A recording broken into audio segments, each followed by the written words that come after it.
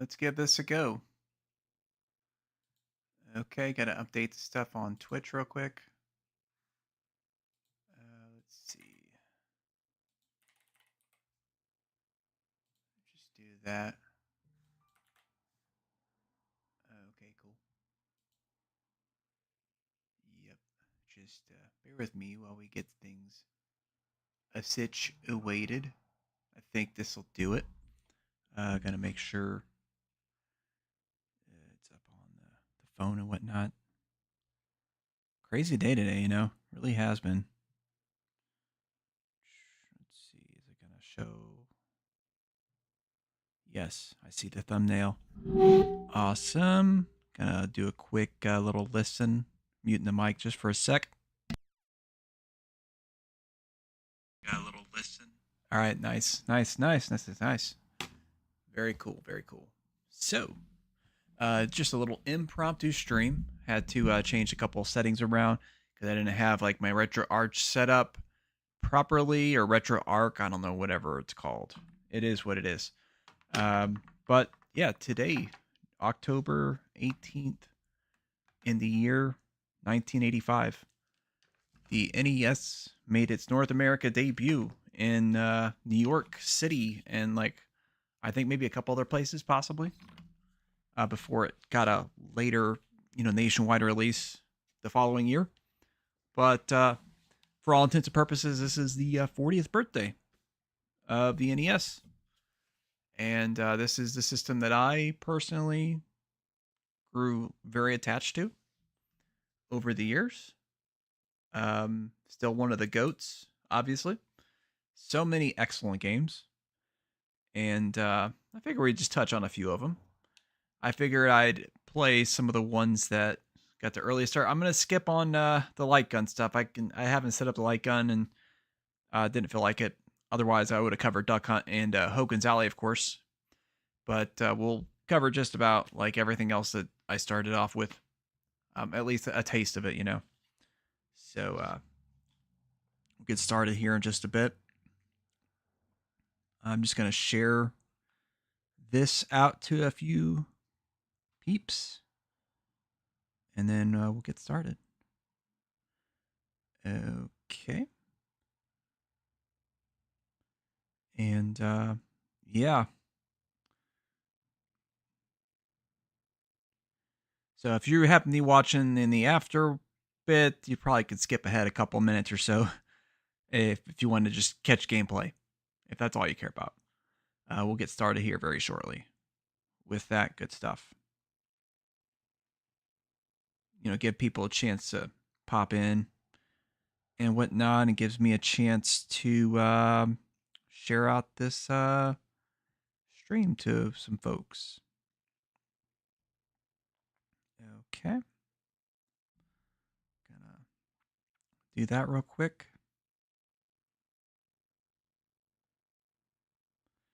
Streaming live on YouTube and on Twitch. Okay. Right on. Okay. So, I've got like the entire library of the NES essentially, including some homebrew games and whatnot. A lot of choices, but it's going to be a kind of a curated selection. I'm going to choose primarily games that I could play. Ideally, not have to spend longer than 15 minutes necessarily, unless I'm really into the game and get a good experience out of it, and just to kind of demonstrate it, because like there are definitely some NES games out there that I appreciate greatly, but are a little longer winded, like say The Legend of Zelda or Final Fantasy, or that kind of stuff. But obviously, in the interest of time and whatnot, probably won't cover those. Well, I might cover Zelda. I might do like the first stage, just because everybody loves Zelda. That is one of my all-time favorites on the NES, of course. So we might do that one, depending on time. But there's really only one game that is proper to start it off with. But we're not going to start off with that one. you probably know which one I'm talking about. That's gonna be more of like the like you have the band that has like the super hit song. That's the one you kind of ended off with, or at least one of the last ones. I guess actually, really, there's one you really would end it off with. I think you guys would know which one that is. But we're gonna start it off with something, because I don't remember exactly what the first game was, and actually, I kind of like how I have this cropped out so you can't actually see the game necessarily. You can maybe see partial portions of the title, but I have it cropped out so that because I don't do like the widescreen or that good stuff. The game appears on the left of the window here. But actually, wait, is the oh yeah, it is. Huh. Oh, no, that's right. That's right. I do have the webcam cut off there. I was wondering if I had the nah, we're good. Okay. So, here we are. This is this one undoubtedly is a classic here. One of the very first games that I've personally had a chance to play that wasn't a pack-in title, I guess you could say, because if you grew up during that time, or I guess if you're a little older and you bought an NES, obviously there was a certain cartridge that probably would have been the very first game you would have got. This isn't one of those games, but it is a game that was available at the launch, from what I understand. I wasn't around for it. I think we got our NES around 1988, if I remember right. I don't know, maybe in 1987, possibly. I know 88 for sure we did have it.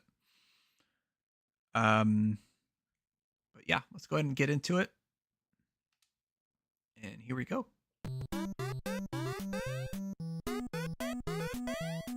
There we are. Excite the Bike. This is one of the classics right here. Okay. Yeah, let me know if the audio is too loud. I try to adjust it down, but we'll see how it goes.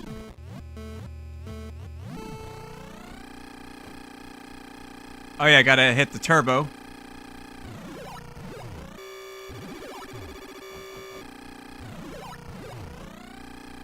Gotta regulate. Oh, screwed that up. That's okay though, the first stage ain't bad at all.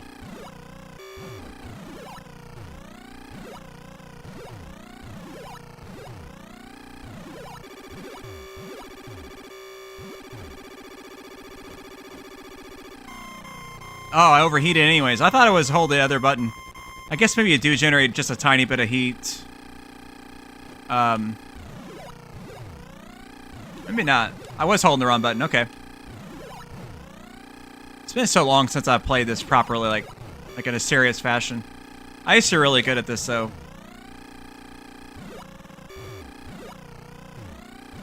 It was one of the cartridges that I owned, so would make sense. Yep, there we go. Pretty good time. Pretty good time. I'm not sure what the world record is, but we did alright, considering that I screwed up and overheated. And wrecked.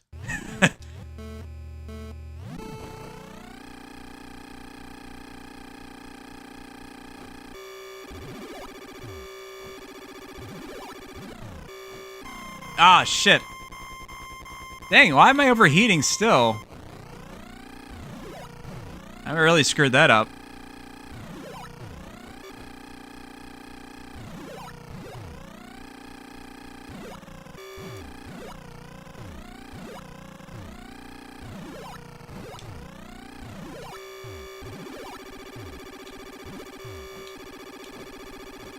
Yeah, it's still overheated even though I wasn't even holding the turbo button. That's so weird. I don't remember it being like that. Do you just have to let go of the gas a little bit? Maybe so. It's been such a long time, though. Not understanding the finer mechanics of that.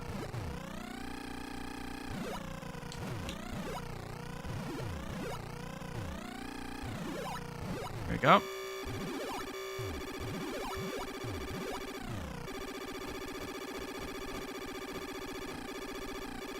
There we go. Had me freaking out a little bit.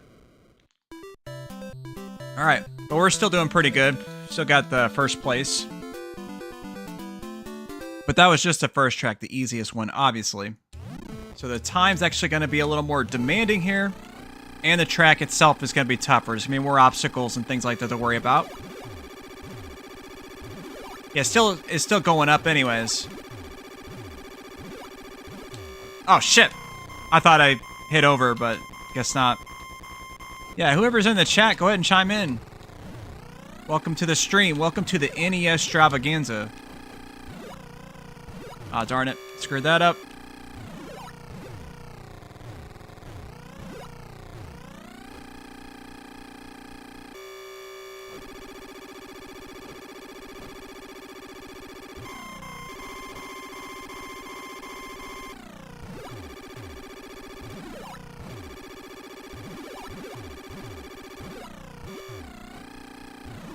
Yep.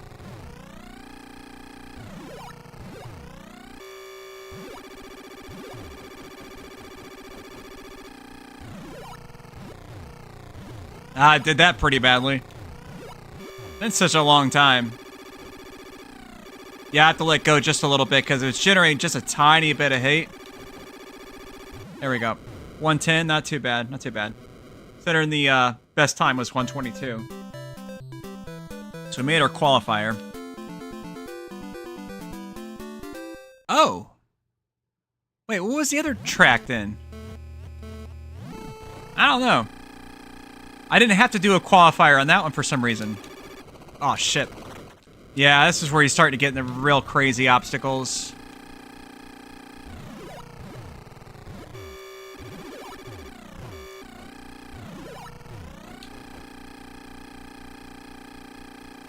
Okay.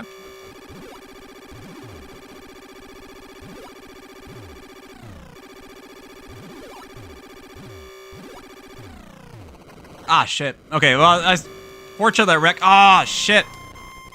I thought I hit the thing, but I didn't. Well, I'm not going to make it on this one. I think we are pretty close to the first lap, though. Yeah, it's after this stuff right here. So I might be able to slightly salvage it, but I doubt it.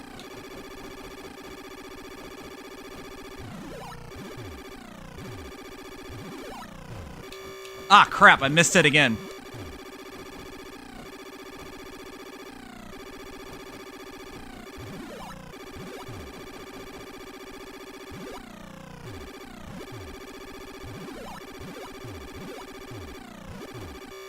There we go. I needed that for sure. I have to get... No, I'm not going to make it because you have to hit third at least to progress. We're just a tiny bit shy on that. That sucks. Okay.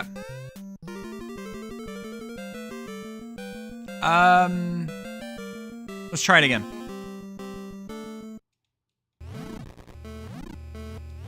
I know I can do it. I just barely fucked it up.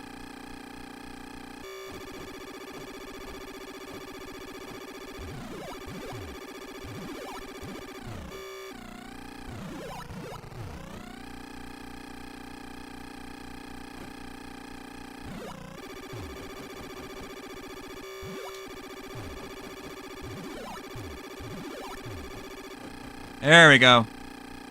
Pulled that off pretty smoothly.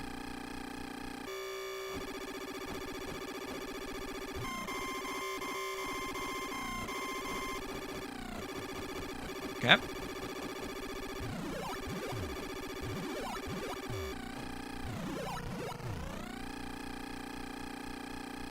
Definitely got to use the turbo on the straight stretches.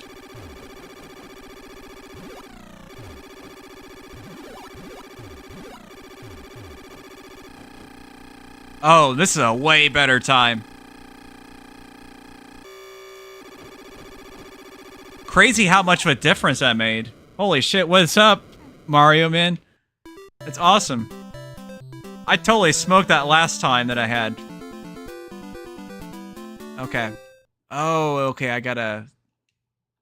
Oh shit! Now they're up in the ante here. It's the same track, but I got to get a higher score now. Ah crap! Well, I fucked that up. Now the pressure is on. I'm gonna screw it up. There we go.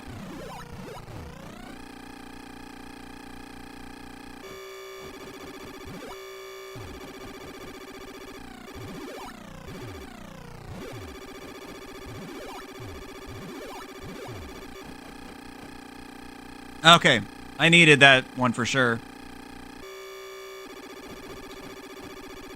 Okay, there we go.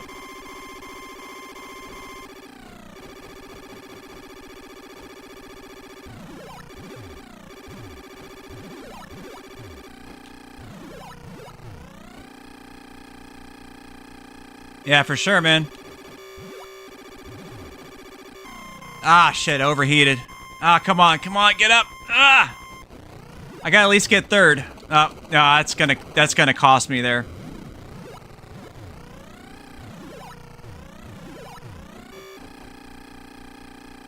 This is gonna be a tough one, man. It's gonna be close. Barely qualified. Damn. Oh, it's close. You gotta hit at least third, obviously, to keep on. So now we can get track 4 on here.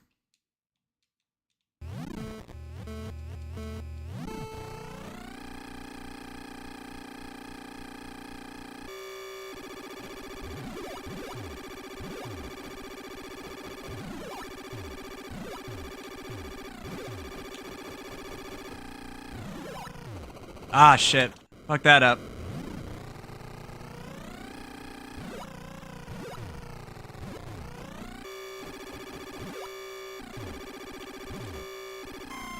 Damn it. Got a little too greedy on that one.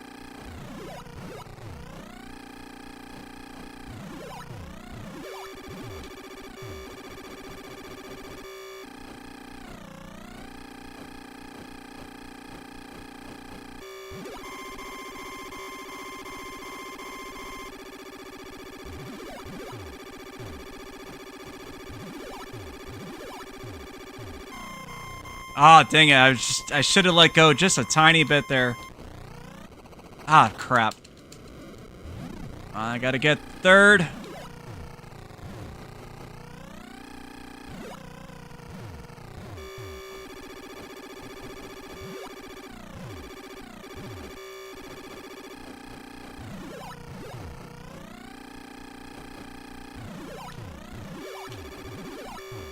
Oh, that was awesome on those jumps.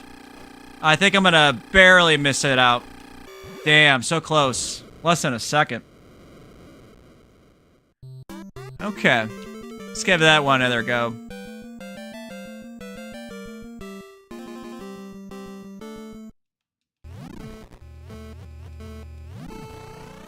I'll probably just skip the track 5 just to do my best earnest attempt if I don't make it this time.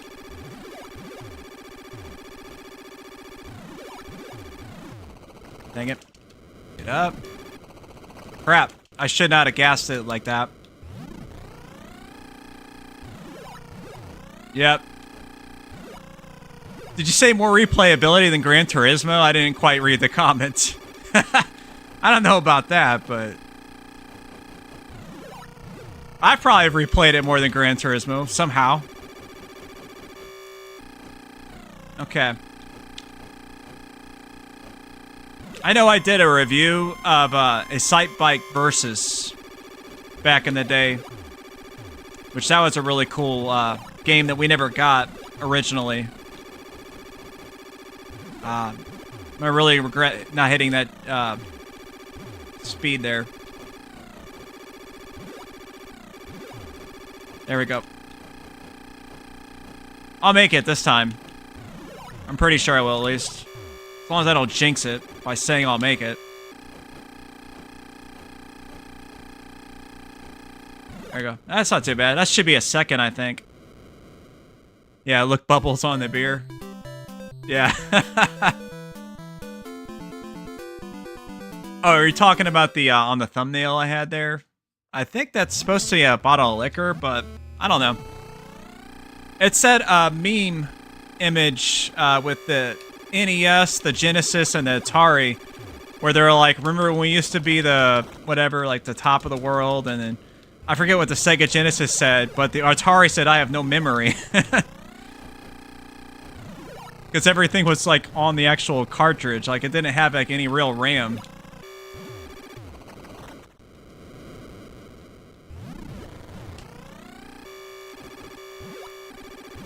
Or it might have been a reference to like the, say, battery, possibly. Yeah, I cropped the Sega Genesis out of that picture. Maybe we'll do a Sega Genesis one where I crop the NES and the Atari out of that one for its 40th. That'll come up in about, I guess 4 years. A little less than 4 years. I want to say it was around August of '89 that the Genesis came in America. Oh, I'm definitely not going to make it here. Look at the time. That time is terrible.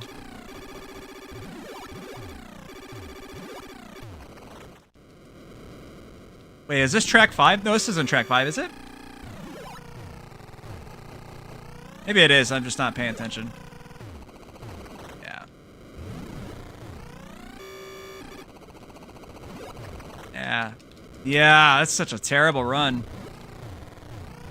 Yeah, this is track 5. It's brutal.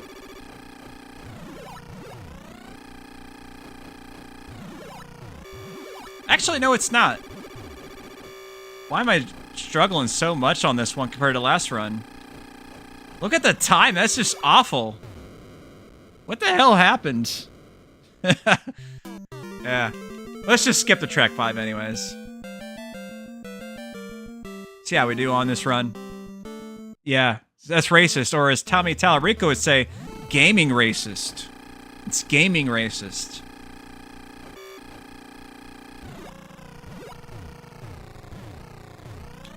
That was not good.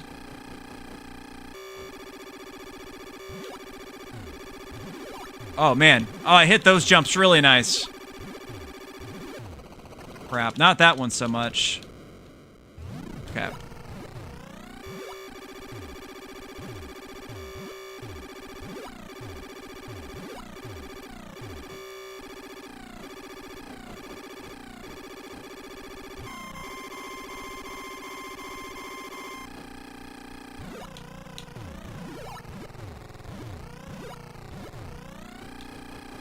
Dang it.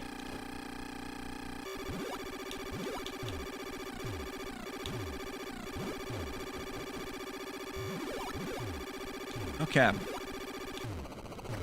Ah, darn it. Just barely screwed that up. I should have backed into it a little bit. Okay.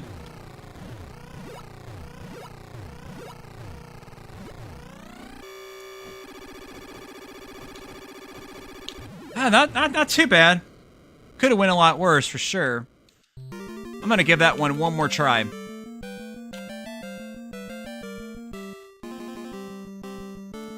Maybe we'll have a quick look at the track track editor thing. That was always fun.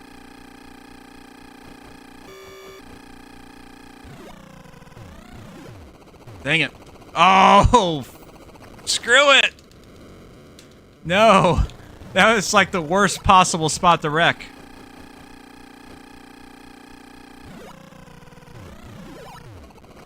Damn it. Okay, yeah, this ain't gonna work out at all.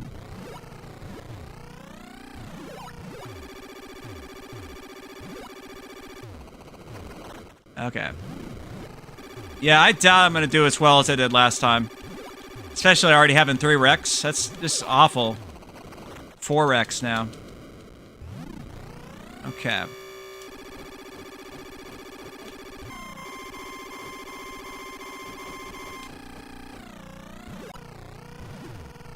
Yeah. That's alright. Alright, let's take a look at the, what does selection be? I wonder what the difference is. Oh, this is the one with the actual racers. Okay, yeah. Yeah, let's have a little bit of a... Yeah, that's where you can just, like, do that and screw their shit up. I think it's literally the same exact stuff. It's just obviously you have the other racers, so it does slightly increase the challenge there. But you also get that satisfaction of screwing with them.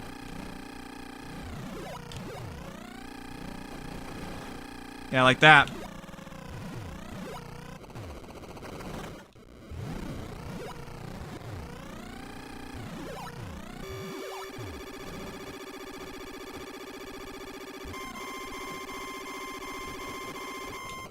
Oh, yeah, and you wreck whenever you run into them. That sucks. Yep. Yeah. You know, like, the movie Rad came out around this time. I wonder if Nintendo had ever thought about doing a movie license of Rad. There we go. I need a ROM hack of Rad. But it's Excitebike. I don't know what you'd change with it. Just do that and then somehow get that freaking Stan Bush song, Thunder in Your Heart. Somehow get like an 8-bit chiptune version of that in the game. That would be cool. There we go. Alright, yeah. Alright, that's enough of Excitebike. But yeah, that's one I love, absolutely. That was one of the very first NES games I ever played. And, you know, there was another racing game that I would like to cover. I wonder how well I would do on that. Other than, well, there are a few iconic racing games on the NES. You know, obviously Excitebike is one. There's RC Pro-Am. That one is really good, but that's not one we're going to play today. No, this other one that we're going to play here. This is the other one that I most associate with the NES, even though there are a lot of good racing games on there. And that, of course, is none other than Rad Racer. Rad Racer from our good old folks at Square, when it used to just be Square, before it was Squaresoft, before it was Square Enix. It was just Square.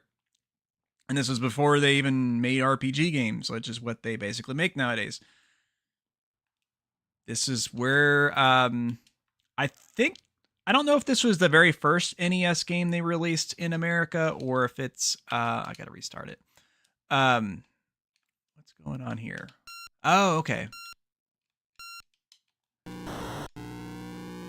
I just realized that I was screwing up on,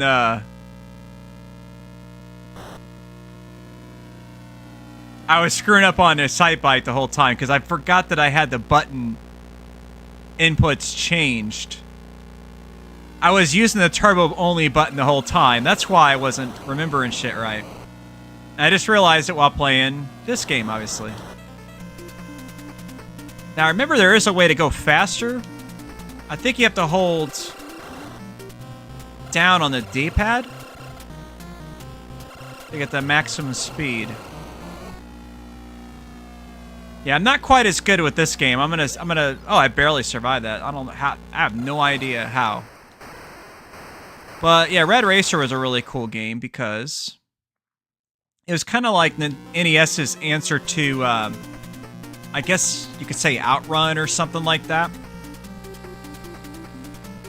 Because it didn't have the track split like Outrun does, but it does have like where you're choosing the car, you'd get the music, and you don't get to choose the music either, obviously, but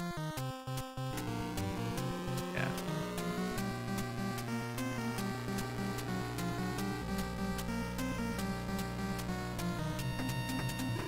Oh, it's up on the D-pad, not down. I don't know why I was sticking down. Up on the D-pad is the one that gives you like the speed boost.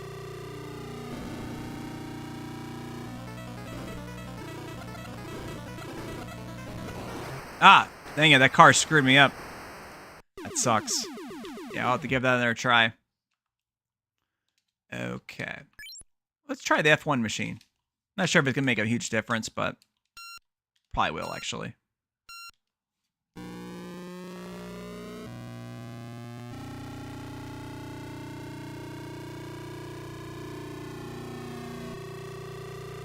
Oh, that's actually a decent bit faster. Oh, shit. That's a lot faster than the regular car.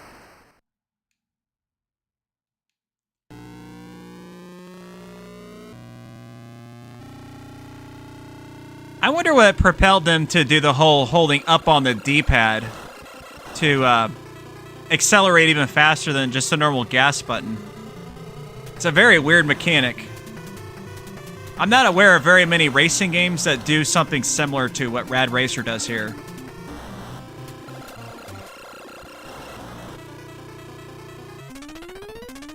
I probably won't make it. Oh, I did. Okay, good. Just barely.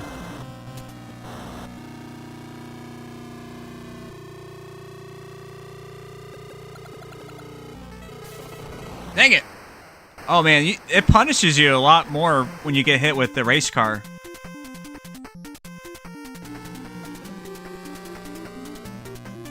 Because it seems like the other car wouldn't bounce quite as much when you get hit. Yeah, see how much I bounce there? That's crazy. Yeah, we're gonna try it with just the twin turbo. Like that's a lot tougher with the race car. Okay. I could probably at least get to the... Well, I hope I can at least get to like the second or third stage. When the map changes finally. But this was kind of an interesting game the way it was designed because if you're good enough, you could just continue to play through the whole screen, the whole game. You didn't really have like any level transitions. That was kind of an interesting little thing this game did.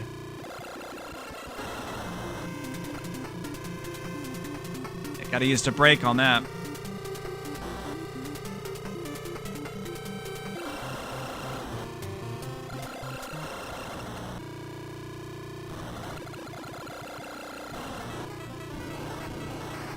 I guess you do bounce a bit, but it's not quite as bad.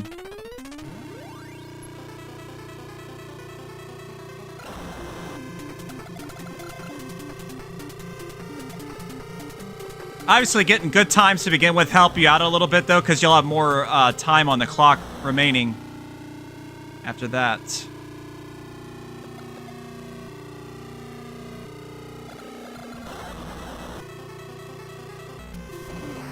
Damn. This game's really challenging. Oh yeah, the 3D, yeah. It had the... Yeah, the red and blue. That I think they're called like anaglyphic or something like that. Yeah, those classes were all the rage in the 80s.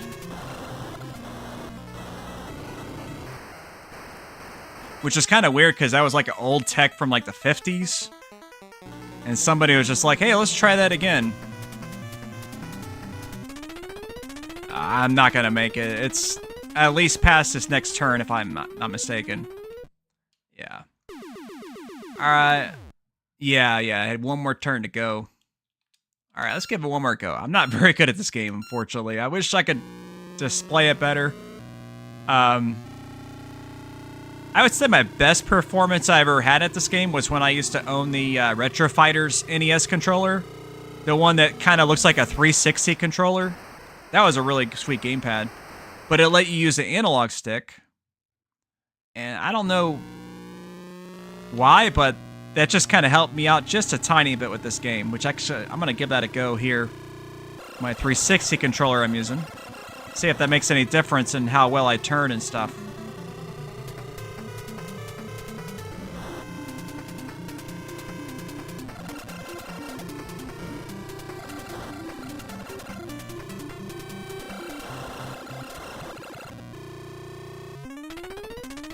I'll make it. I was actually questioning that for a second. I was wondering if I was gonna make it, actually.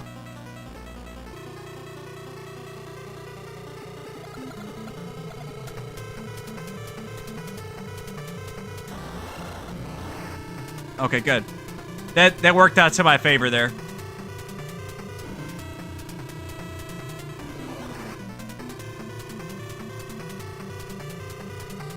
Yeah, if you have to hit the opponent, you definitely want to hit them on the end other than what the turn is on. So that way it doesn't bounce you to the poles.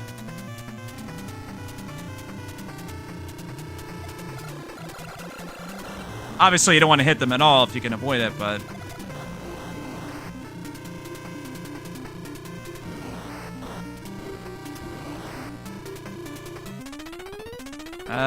No. I think that's about the same performance I had before. Ooh, damn. I did not expect that. I'm definitely not going to make the next one, though, because I didn't really... But at least we got the map change, finally.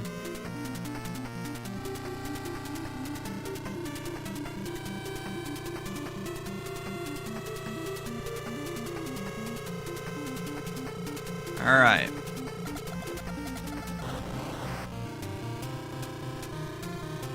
I need a checkpoint, baby. Son of a... Oh, man, that's terrible.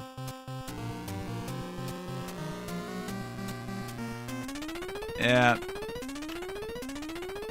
I'll have to actually practice this game. I'll have to actually give it a little bit of practice, but... Yeah, that's course 1. Yeah, you could blame it nighttime. Yeah, exactly. Yeah, my car didn't have headlights. Yeah, that's Rad Racer, though. Rad Racer is one of the other games. And then, of course, RC Pro-Am. Those are like the 3 racing games that are like the essential ones on the NES.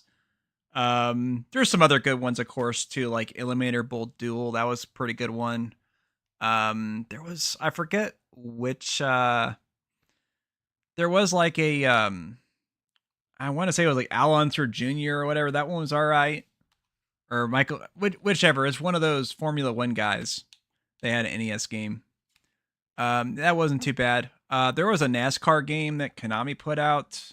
I think it was Bill Elliott. Very terrible graphics, but it had some pretty decent gameplay. But yeah, the 3 I mentioned, those are the ones to go with. But RC Pro-Am, you know what? Let's do RC Pro-Am too, just to get a little bit of taste of that. Play like a map or 2 of that. That one definitely, and it kind of gives also like the experience of like how the different racing games were on the NES. Because Sight Bike was like the side view, which we had some games like that. A lot of games obviously use the viewpoint, like Rad Racer behind the car, just because it's so immersive. And then RC Pro-Am did kind of the overhead, the top-down racing. And this was a good one because you got 2-player. You got little power-ups you could use. Definitely a very interesting focus on physics because the cars kind of like squeal around like that. So this game's definitely one that takes a lot of practice to get used to. But it's very rewarding once you get the hang of it. Okay, I just picked up like a tire power-up. I think that, I don't know if it's a permanent boost or just for the race. Okay. Alright.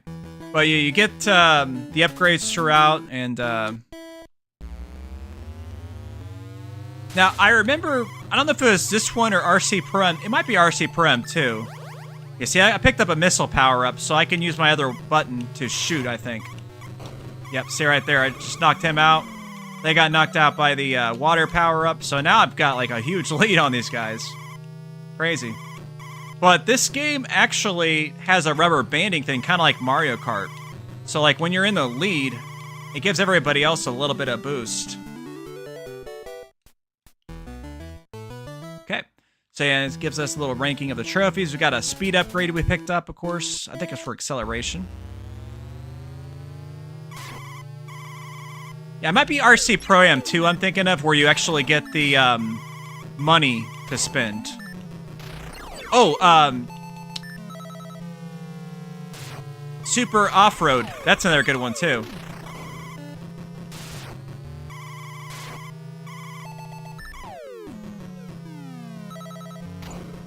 There we go.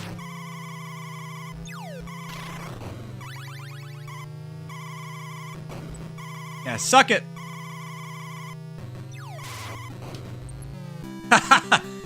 That was awesome. Got him right in time. Okay.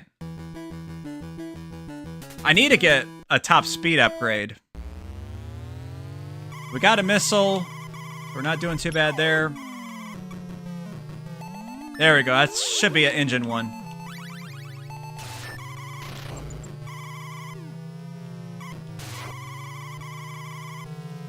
Fortunately, the rubber banding does work to your benefit as well. So if the CPU is ahead of you, you get a tiny bit of a speed boost. Oh, shoot, I don't have the right weapon. These are mines, not, missiles. That sucks. Okay. Huh. Does this game just keep going? I thought there was, like, some kind of punishment if you didn't succeed. Yeah.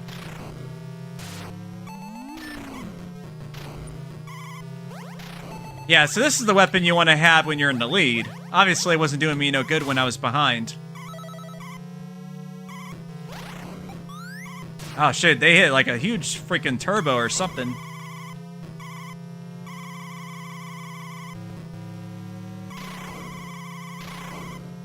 Okay. Oh, we got another lap? Oh, shit. I wasn't expecting that. Okay. So, got silver at least on that one.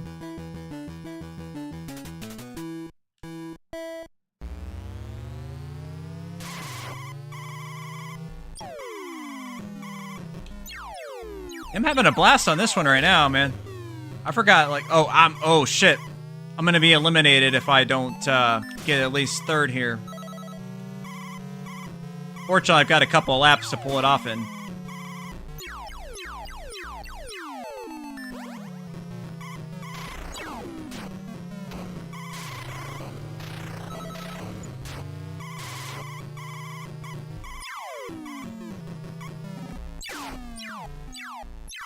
Ah, dang it! I thought the turn was to the left, not the right. I should have paid attention to the mini-map. I guess that's my own fault.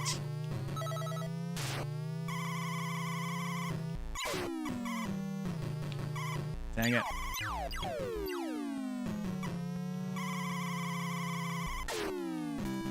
Damn! That was rough. Yeah. But yeah, it's RC Pro. That's a fun one.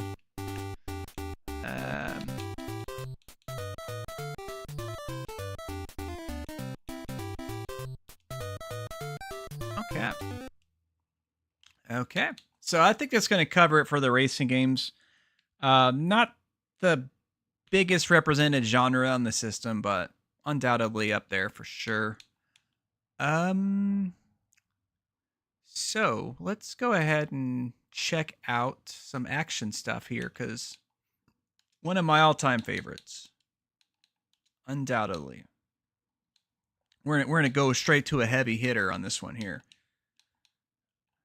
Possibly the best co-op game on the NES, depending on who you ask. But it's none other than Contra. Good old Contra. The Konami code. Up, up, down, down, left, right, be a start. That should be the code. Yep, 30 lives, baby. Still got it, kid. We still got it. Alright. Good old machine gun. It lets you rapid fire. You gotta jump beforehand. Otherwise, you'll miss the jump. You don't have to on that first bridge, but on the second one you do for sure. There we go. Otherwise, you'll have to hit the water, and it just... I mean, it's not like a major problem, but...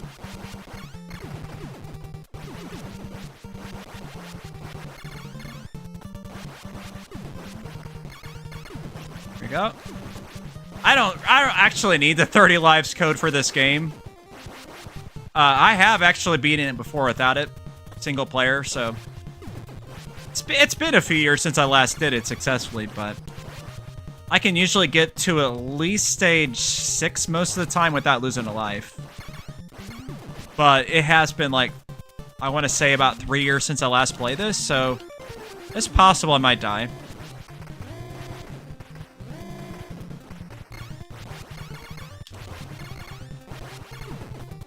we have a really good run, I might just play until I lose a life. See how that goes. I don't think we had enough points to get a life. Oh, we did. Okay, we did get a 1-up already. Nice. Not that we really need it with 30 lives code. Oh yeah, don't forget, don't press up there. Kind of the game's way of trolling you.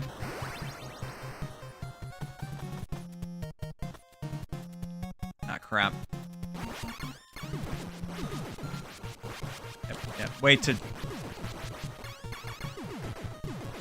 In a roundabout way, this segment of the game is almost like a really rudimentary cover shooter.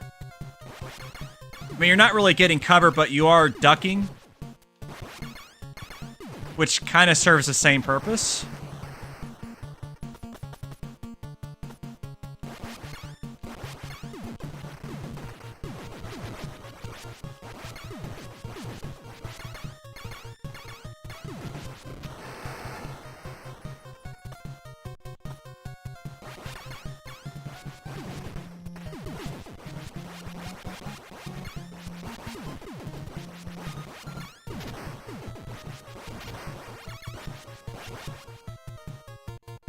Yeah, I don't want his power up. That's why I stopped shooting there.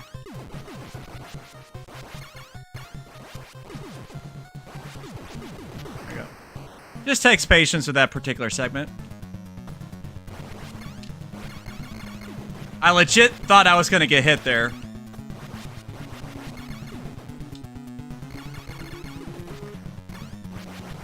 Yeah.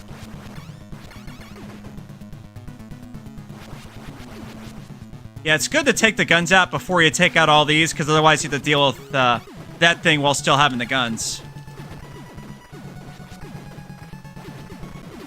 There you go. Pretty simple boss with the spread shot, obviously. If you're having to fight him without it, you'll have to be a little more maneuverable, I guess, and focus more on the defense part of it, and it'll take a little bit longer, but it's not a big deal. To the waterfall now. This is the one that really screws with you if you're in co-op. Definitely want some coordination if you want to survive here. Because you're going to get your teammates killed if you jump too quickly. Okay. Alright, we don't have to worry about grabbing the L, so... Go.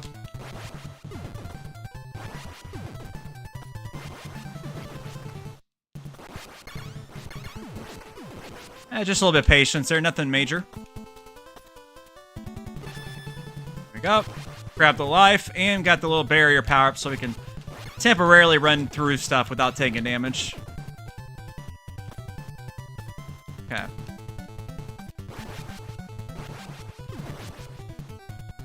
Alright. One more jump, and we'll, Nope, the next jump. There we go. There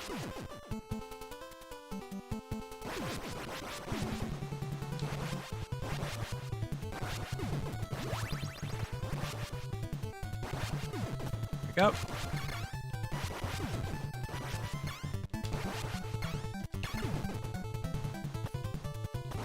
Not too bad, not too bad.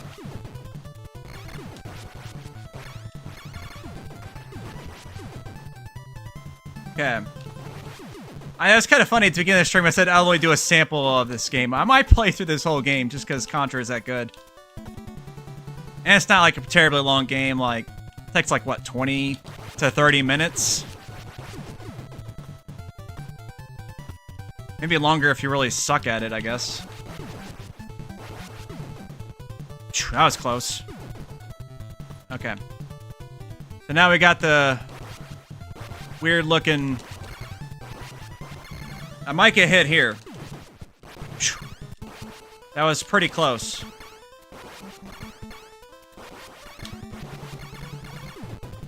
Okay. Yeah, once you knock out the two arms, you could just deal with this pretty simply. Obviously, if you don't have the spread shot, you just have to kind of pop and shoot. Nothing major.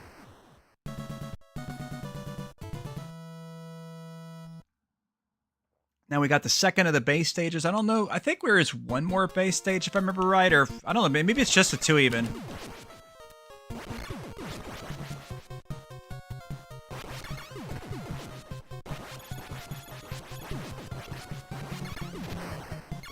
Same basic thing. They introduce a couple new mechanics.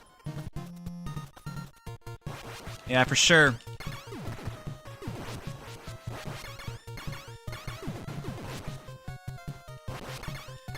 I think you can hit both at the same time in that spot, yep.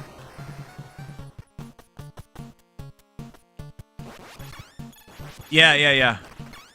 Actually, yeah, funny enough, like, my fondness of Contra made me want Super C, obviously, because that was a sequel and or Contra, which I never ended up getting originally, but that did lead me to Legend of Zelda eventually, which another game I'm very fond of. It's unnecessary to take out the gun. You can just stay ducked and get that, no problem. I mean, if you don't have the spread shot, you might have to worry about guys eventually throwing the grenades, but otherwise it's pretty simple. I'm not sure if he shoots a good power-up or not, so we're just going to avoid him. Should be one more door way before the boss. Maybe 2. Yeah, there's one more.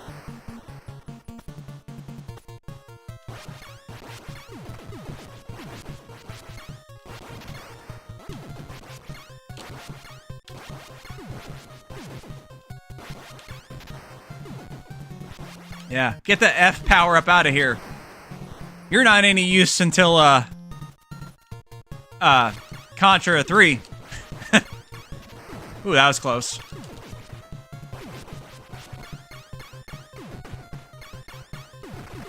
Yeah, no, there's no need to even bother moving there with the spread shot. Okay. Ah, shit. Well, I finally got hit. I don't usually get hit on this stage, but I'm so rusty, it's bound to happen eventually.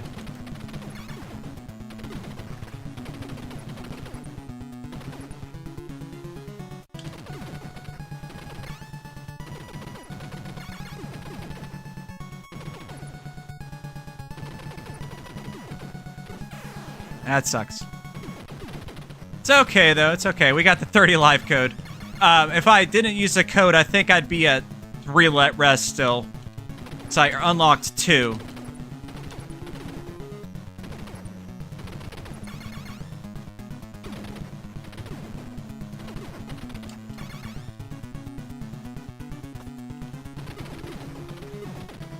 Okay. So we got 1 down, 1 to go.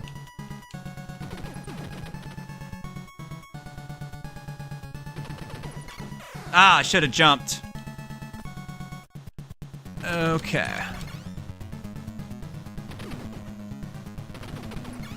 It'll be a little rough doing the ice area without the shotgun right away, but you do get the, I want to say you get the machine gun power up pretty quickly on this one, so it won't be too bad. As long as I've got that, should be fine.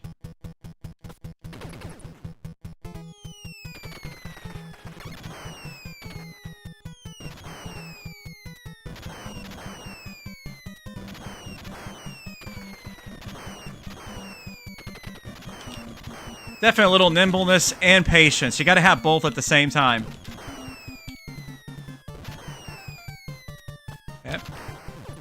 There we go. So if I wasn't doing the code, I'd be at 4 lives, which ain't too bad of a position to be in.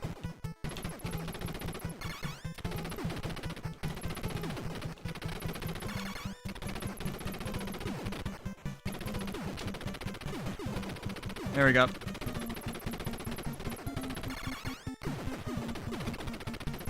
Okay, grab the rapid fire. I think you lose those power-ups too whenever you die. It basically will let your gun fire just a tiny bit faster, if I remember right.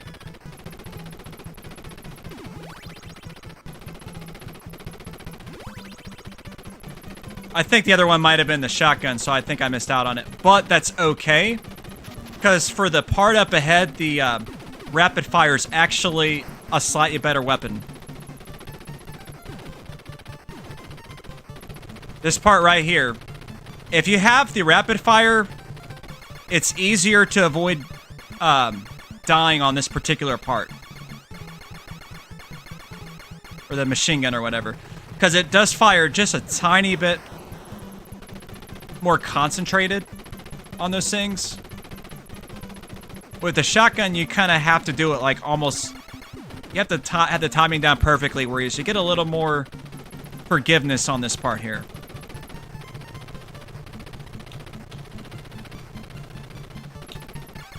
I might have fucked that up. But it may not make a difference.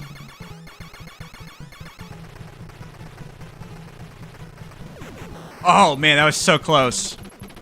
So close. Okay, so the boss should be coming up pretty soon. Because I know you have 2 of those segments before the boss. Okay.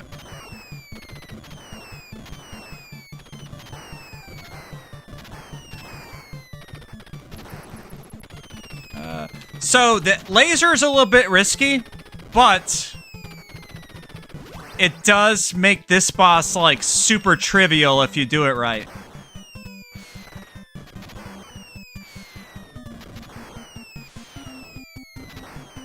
We'll see if I can pull that off.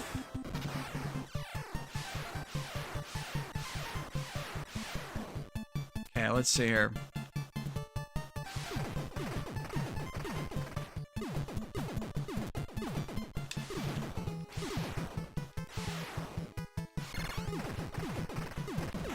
Yeah. The laser is the most powerful weapon against that boss. Obviously, if you have the shotgun, it's more safer, but the laser is the quickest way to kill the boss.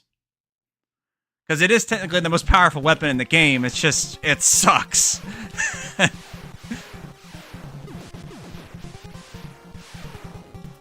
But it is worth it, at least for that one specific part of the game. And now that we've got past it, we're gonna not use it for the rest of the game. Oh, crap. That was close. Obviously, if I would have still had the shotgun, I would have just stuck with that, but didn't happen.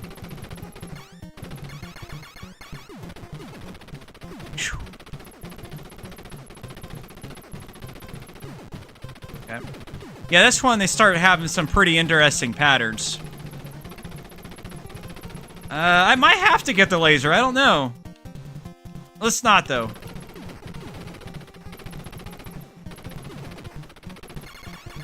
Ah, okay. Come on, leave me in a good... Oh, shit. Okay. Alright, now I guess we're gonna go back to the laser, just so I can have more firepower. That sucks.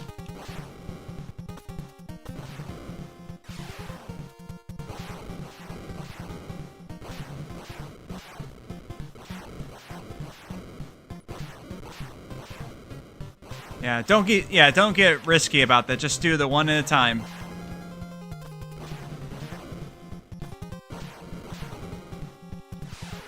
There we go.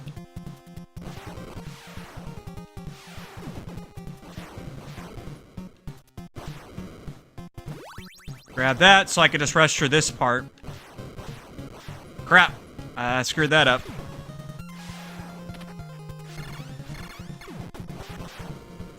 Okay, we at least got past that, so that'll help a lot.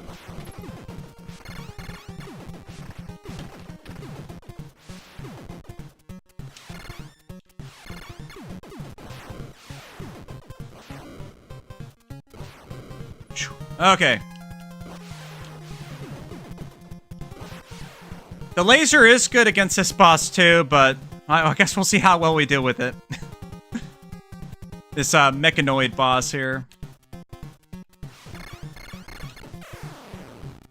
Yeah.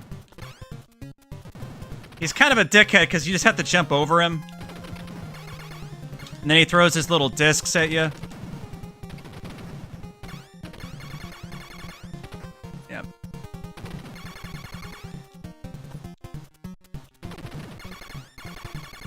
Yeah. It's actually kind of a crazy, easy boss. It's just annoying. There we go. Okay, so we're at 30 lives, so we still would have been at the 3, so... I guess we'll see if I... This is arguably the toughest stage in the game right here. There's a lot of traps here. I guess we'll demonstrate the F power. F the F power, but that's okay. Yeah. Okay, so we'd be down to 2 lives now. Alright, grab the rapid fire.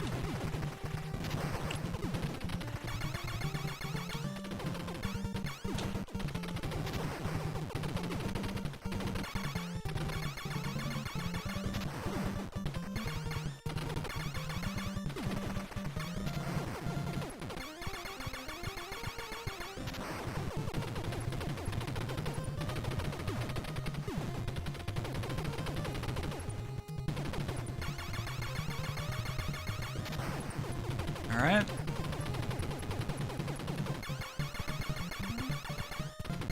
I don't know what it is with NES games and having those little claw things. I absolutely love them. Ah, shit, I needed that to get up there. That's okay. That helps with this particular segment, obviously, but it's not a huge deal. Let's see here. Yeah, just destroy the mine carts. Not that one, though. Yes. Perfect.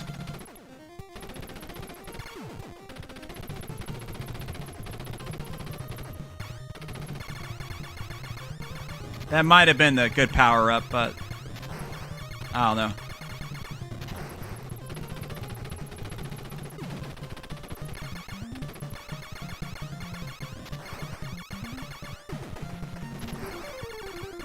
I just realized I have the Contra Anniversary Collection on Steam. I could have just played that version of the game. But I'm just so used to RetroArch. There we go. Yeah. Oh, that was close. He pops up pretty quick.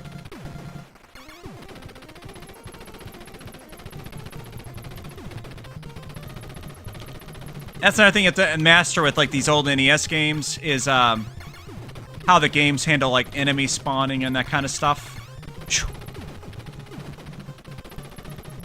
So there's no shame in just slowly tracking along here.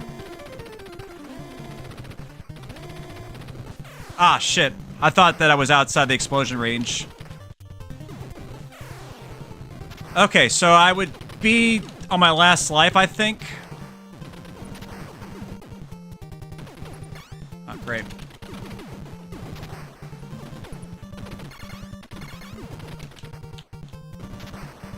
Now we can attack the door. Okay. Now, obviously, I would have 3 continues if I was playing normally. Yeah, so if I was without the code, I'd be on my last man. But I think I've got a close enough score I can get one more, potentially. Okay. Oh, not gonna get that. And there's the little giant shrimps, as I like to call them. The alien shellfish attacks. Just jump and fire. Not too bad. I mean, you can speed it up, obviously, if you go over there and fire diagonally up, but... Ah, crap, they're doing that fucking shit. Okay. Oh, crap. Alright. The shrimp have improved intelligence. Alright, let's do it.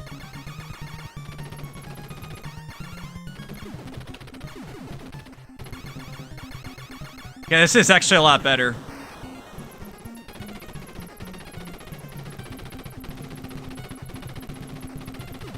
Okay. Now we got the eyeball shooting the little sperms. There we go, we got an extra man there. Okay. There we go. Trying to think of... Yep, there's enemy spawn there. Crap! Yeah, hit the S. Ah! Dang it, on the last man, technically. Without any power-ups. It's gonna make this pretty tough. Alright. A little patience goes a long way, though.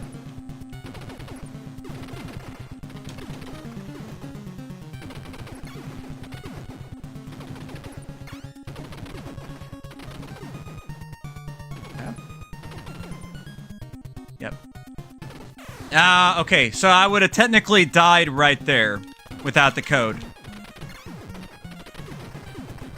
We'll see how much of a deficit we're gonna have. One deficit there. Okay.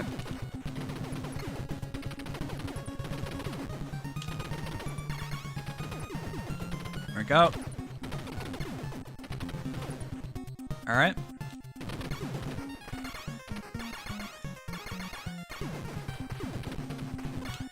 Obviously, it does make a lot of sense to focus on the egg carriers first.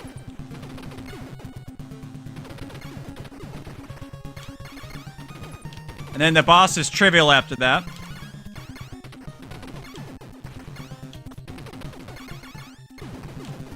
Shooting its endless supply of face huggers. Okay. So yeah, I would have still been one man down, because I did get one technically, but I guess technically I don't count that, so.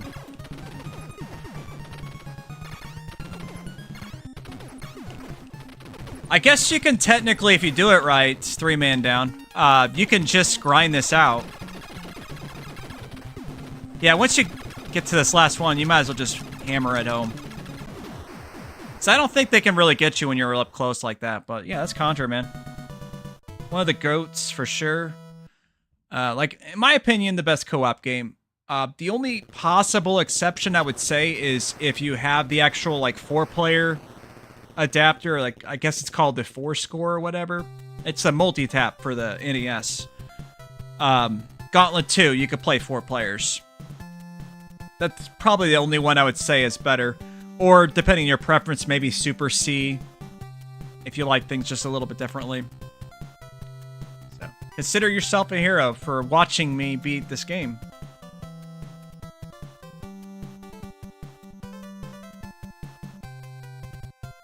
Oh, and, Arnold is one of the guys featured on the cover, unofficially speaking.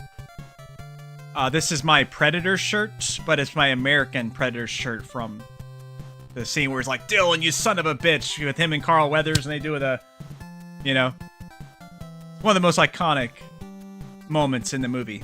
That, and obviously get to the chop, if it bleeds, we can kill it, you know. Fuck, what was that line that Jesse Ventura said? And I forget, but yeah. Okay, that's Contra for you. Iconic, without a doubt. Okay. So let us see what else we're gonna try. Let's do a shmup of some kind. NES does have a lot of good shmups. We'll check out some 1943 because I am wearing the American flag shirt, obviously. So this one's probably my favorite personal one, and I like blowing it all on offensive power, baby. Get that attack right off the bat. Really helps. Now, the only thing that's a downside of this game is there's way too many fucking levels. But, I mean, that kind of adds to the replayability, too. Like, you get a lot of bang for the buck with this one. There's a lot of secrets, you know, it just plays so smooth, like everything with this game. Okay. Oh, okay. They got a hit on me, that's okay. Unlike the original 1943, it doesn't just automatically screw you over and kill you in one hit. You have the energy instead. Which is also your fuel, too, because it does slowly tick down a little bit.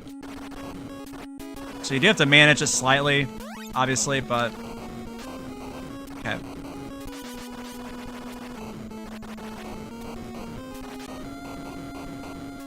But yeah, this one's got very good gameplay for a shmup. Like, a lot of good patterns, and... one of the most accessible on the system, for sure.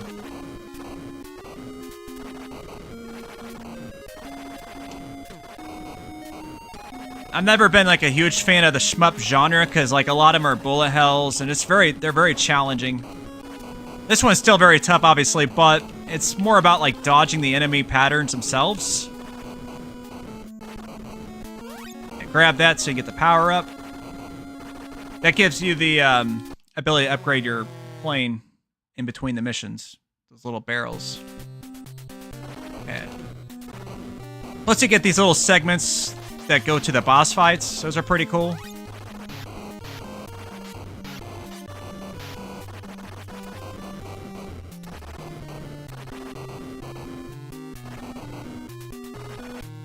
Yep, get the firepower temporarily.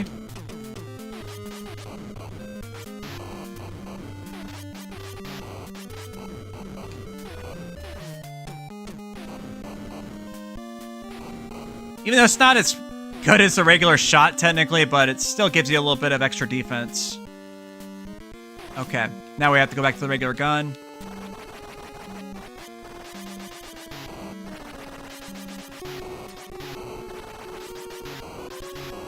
See, that's why you want the offensive power, man. You can just wreck shit early on in the game. And then spend it on the other stuff later on, obviously, when you get upgrades.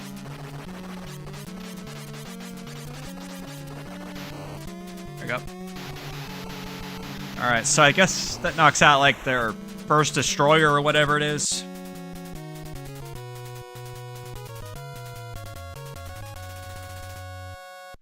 Alright, sweet. Okay, we should have an upgrade. Or do you... I thought I had upgrade. Maybe you don't get to spend them every mission, you have to wait a couple missions before you can upgrade.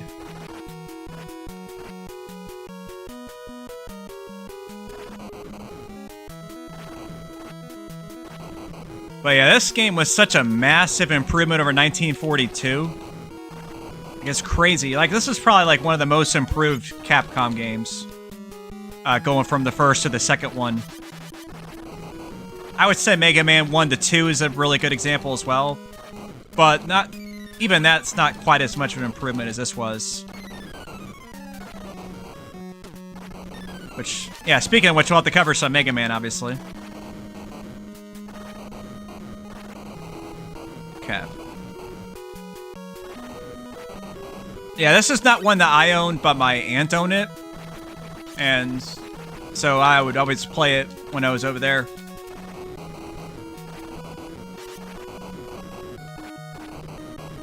Okay. Okay.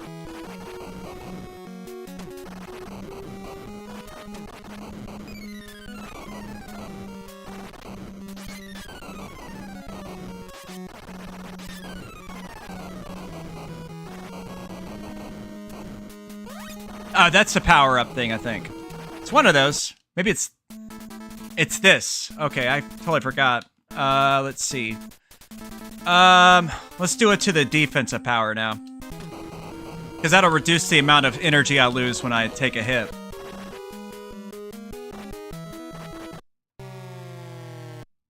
Thought about just putting the last point in the offense, but it's good to have at least one defense before I do that.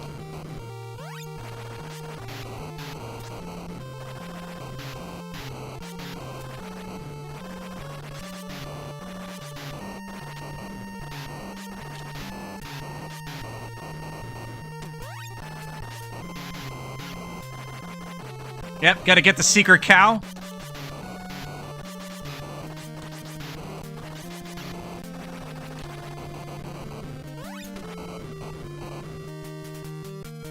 Okay. I think, is this the bomber, or is this another ship? Oh, it's the aircraft carrier, okay. I think that bomber might be next.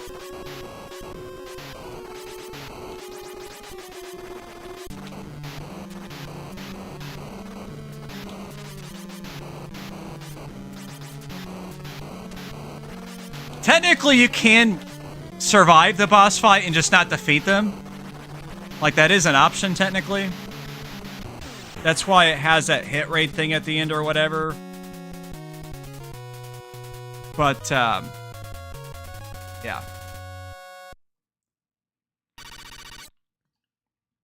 There we go. Nice, nice. Okay. I'll probably just play this until I get a death on it.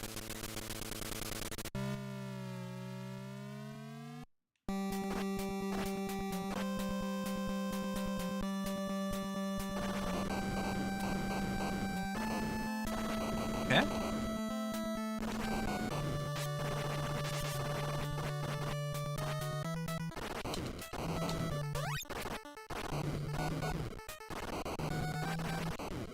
One of these islands has a secret spot to attack.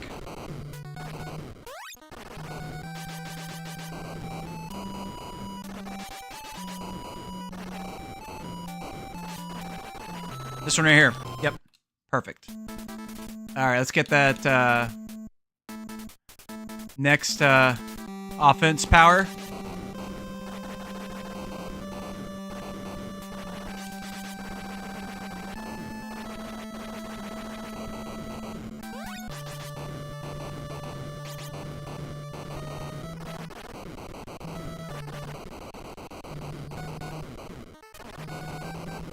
Yeah, I think I totally get what Xander mean by, like, a Zen with playing, like, shmup games. Because I'm totally getting it with this game. It might just be because I'm very familiar with this one compared to a lot of them that I get in that mode. Because most of them I kind of freak out a little bit just because I'm not good at them.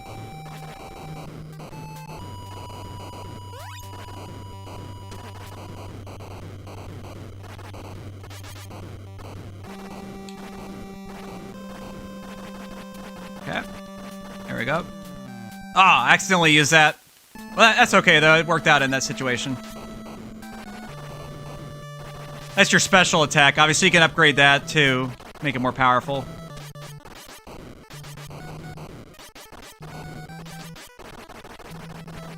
Oh, is it? Oh, is it?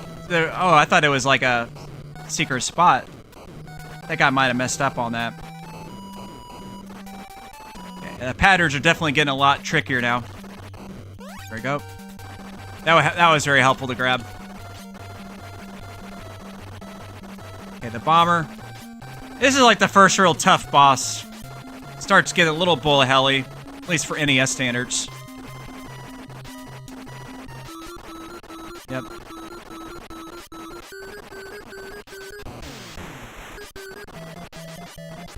Ah, crap.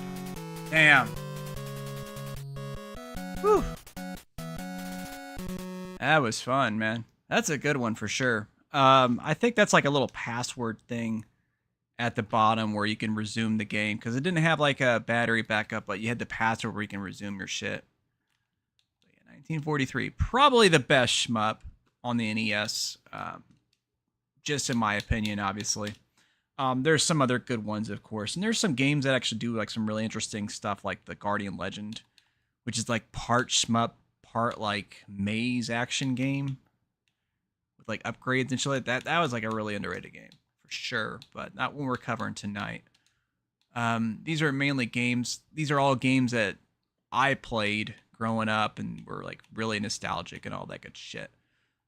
So that's gonna be the only shmup we've covered. Although there were some other ones that I liked, obviously.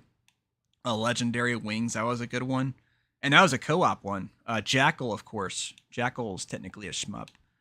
That's a pretty good one. So let's go into some more of the action games other than... Well, we did Contra already. But let's check out... Yeah, let's do Mega Man. We're going to do Mega Man 3. Because that's the one that I had as a kid. Not officially speaking. Because... it was actually the very last game I played when I lived in California before we moved to Missouri. We rented Mega Man 3. The rental store didn't get the game back. So, that's the story with that. Alright, so Top Man, here we go. Or maybe what's... No, it's Airman that you fight first and... wait, I don't know, whatever. I'm pretty sure this is the one you're supposed to start with. I guess you can technically start any direction. That's one thing that's cool about Mega Man.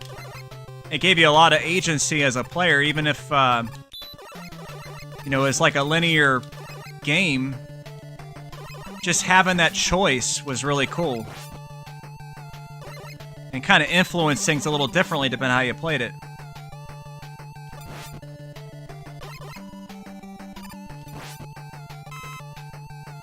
And kind of a way to handicap yourself, too, if you're really good at the game. You can intentionally start on a shitty order so you don't have, like, the powerful weapons that go with the boss. Okay.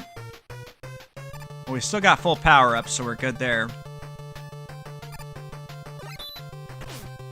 Yep. To just take that little bit of a hit so I don't get killed by the spikes. Yeah.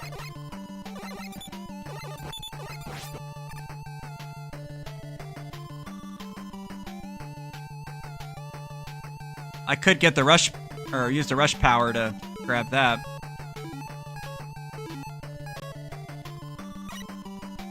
Ah, dang it. Whoa! Okay.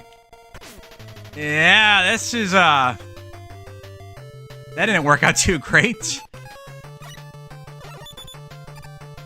The emulator had a conniption fit with having 3 enemies and insane amount of flicker all at once.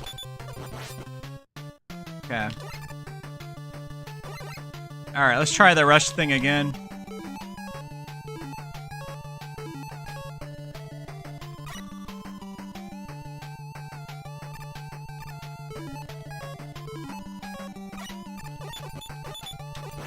I just have to take the hit. Yep. There we go. Got that one up. That's all I wanted. Oh! How lucky. That doesn't happen very often. Okay. Oh, yeah. Okay, yeah, that's getting a little... Well, let's just let the 2 bounce so that I don't have to worry about them shooting out again. The wonders of sprite limitations on NES games. Oh, dang it. There we go. That'll do it. Son of a bitch! Okay. He's got little... flea thingies he's shooting at us now. Yeah. So the slowdown is actually like something that was a legit problem with the original Mega Man 3 on the actual NES cartridge. So the emulator actually is technically doing that right. Oh, phew. That's rough. Would have been nice to have the rust shed on that situation, but that's okay. Okay, we'll just take the damage so that I can safely get through there.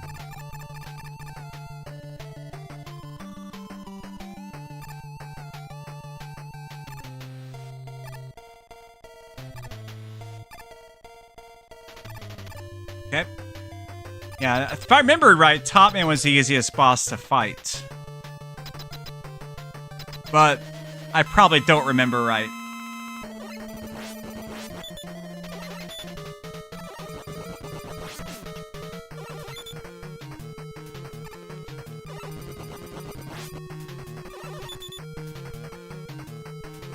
Yeah, it's got a very easy pattern there. You just do that. You'll take a little bit of damage, obviously. You have to be a little more conservative with it if you're down on the health, but if not, you could just hammer away at him like that. Same as with Airman and Mega Man 2. You could basically just hammer away with the main shot, and you're good. Okay. So, who is Top Man Week 2? Was it Snake Man? I feel like it was, but I'm gonna look it up. I'm just gonna use the internet to look it up quick.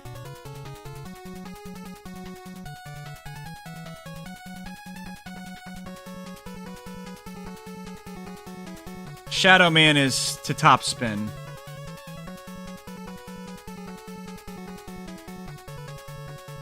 Wait, is that right? Okay, that's right. And yeah, that's one reason why you want to do Top Man. It's because Shadow Man's power-up is really powerful. So it's not quite as good as Metal Man's in Mega Man 2, but it's definitely one of the better ones for sure. Can't go wrong with it.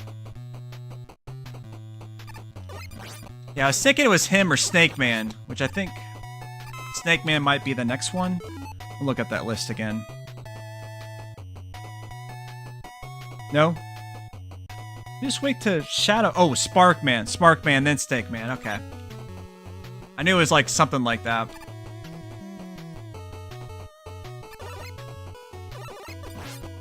Ouch.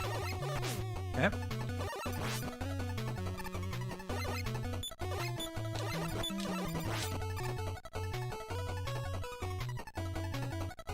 And we got our first encounter with Proto Man.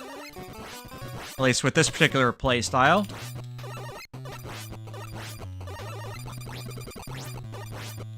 He doesn't actually want to hurt us, that's why he's doing the jump shot.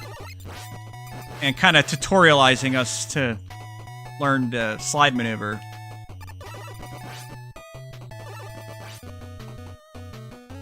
I think I can spawn some, maybe? Nope. Okay. I was thinking maybe I'd give it a try to grind some health.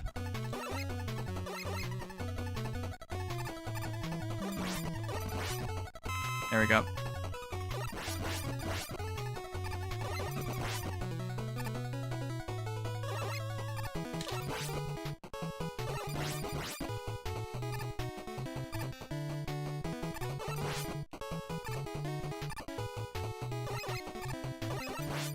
There is one particular spot where I think you can get killed in a pitfall with that thing. Shit, okay.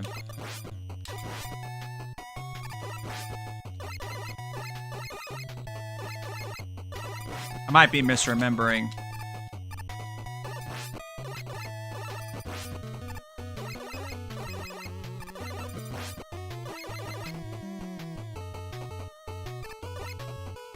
Okay. We still haven't had to use a Top Man power, but honestly, Top Man's power-up is crap most of the game. So I don't really mess with it too much. Okay.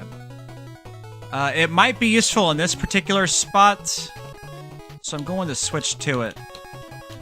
If I can even figure out how.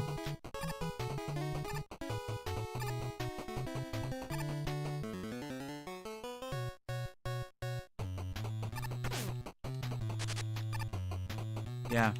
So it lets you hit those guys safely. Ah, and die too, of course. Like, don't forget that part. Okay.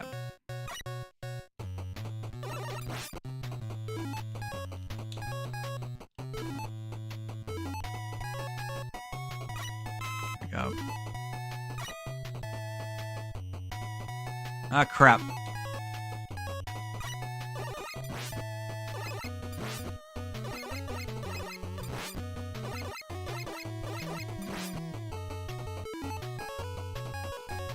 There we go.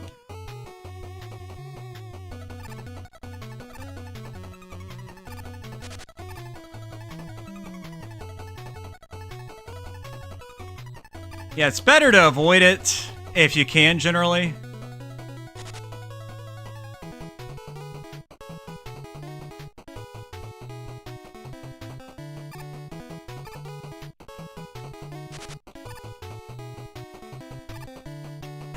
Ah, crap. Bastards. Okay. Take that. We'll just rock this the rest of the boss fight, obviously.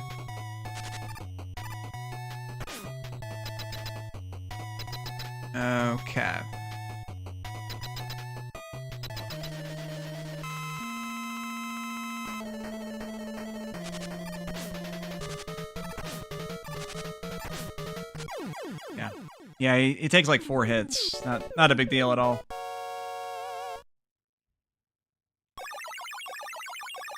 And yeah, Top Man's invaluable against him because he's a very tough fight. Okay. Okay. I mean, now we got the Rush Submarine.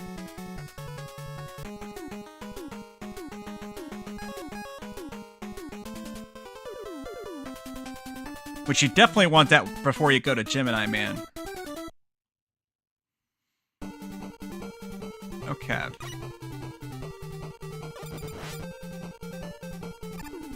Oh, it is. Oh, my weapon powered up. Return.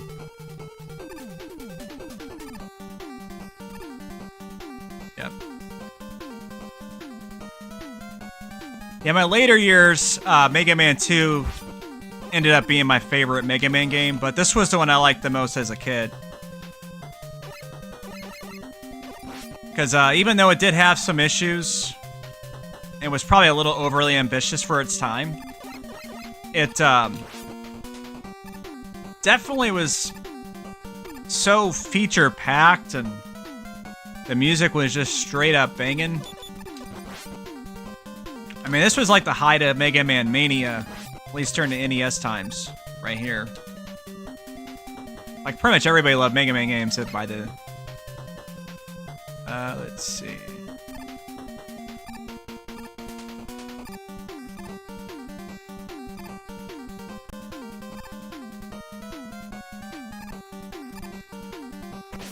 Ah, dang it. Yeah, how can you not love fucking Sparkman's stage music? So fucking catchy. All the music in this game, man, it's so good.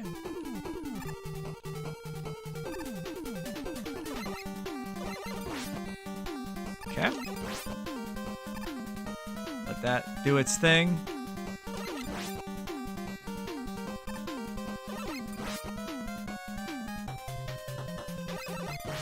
Go. Yeah, the slowdown's aggravating. Obviously, if you're using an emulator, you can adjust settings to disable that, but I leave it more like how it's intended. Like, even though I'm using an emulator, I like things as accurate as possible at the same time.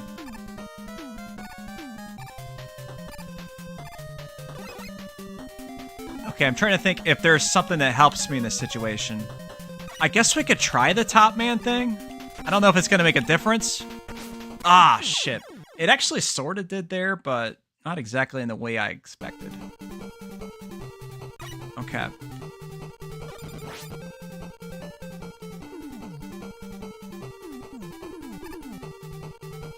There we go.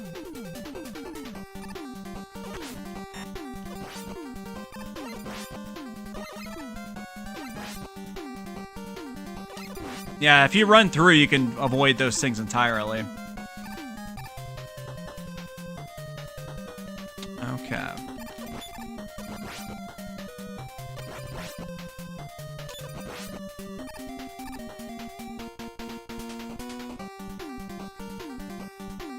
I like how it says second floor there. That's kind of a nice little touch. I guess it's just a timing thing. Yeah, just take that hit, and that way you get that temporary invulnerability. Okay. Rush coil. I keep hitting the wrong button.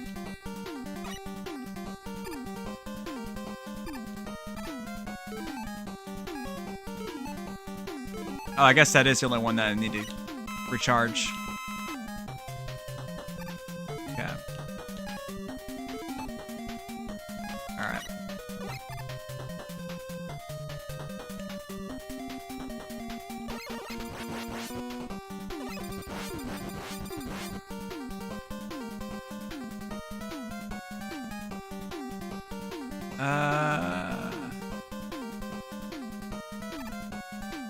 I don't know why they did that. That's probably just a troll the player. Because, like, what was the purpose of that?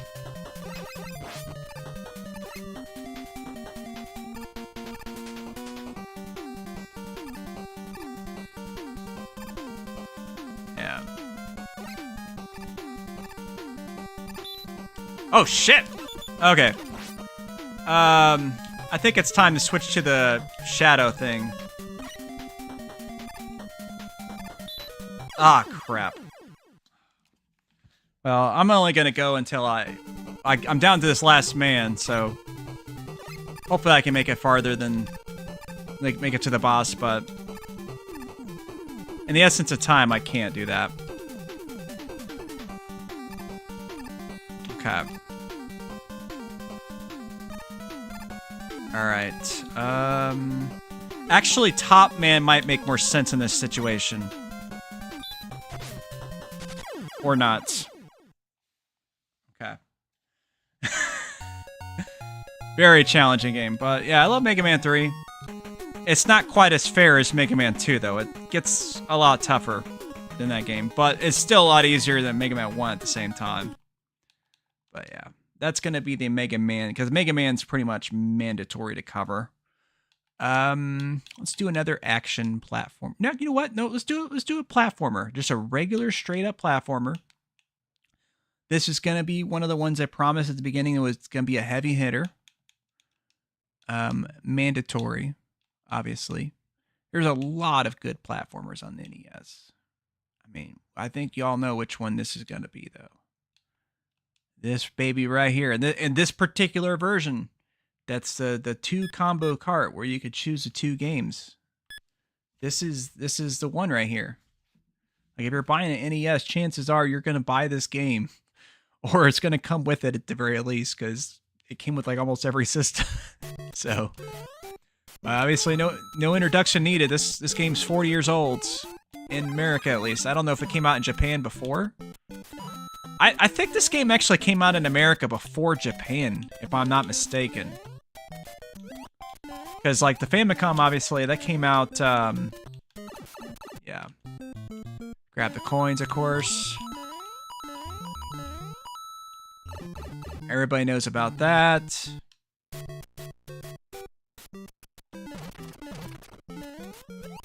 Nice little shortcut, straight to the end. There is obviously the 1-up, of course, that I could have got. Yeah, everybody knows Mario. Gotta give the props to the man. Okay.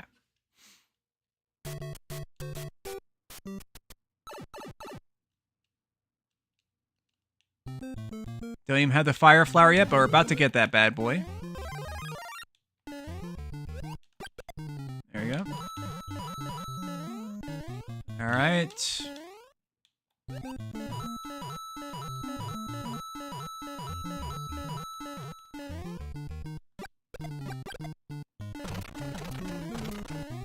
Yep. Think we could jump up here now, or maybe we have to wait. Nope. Yeah, I'll just skip the rest of the stage. I mean, you gotta admit how cool this shit is. It still is pretty cool, because, like, Mario's literally running in the spot where the scoreboard is. And, of course, you could choose whatever level. What's up, Cyrus? You've missed, like, a whole bunch of shit. Yeah, Lario.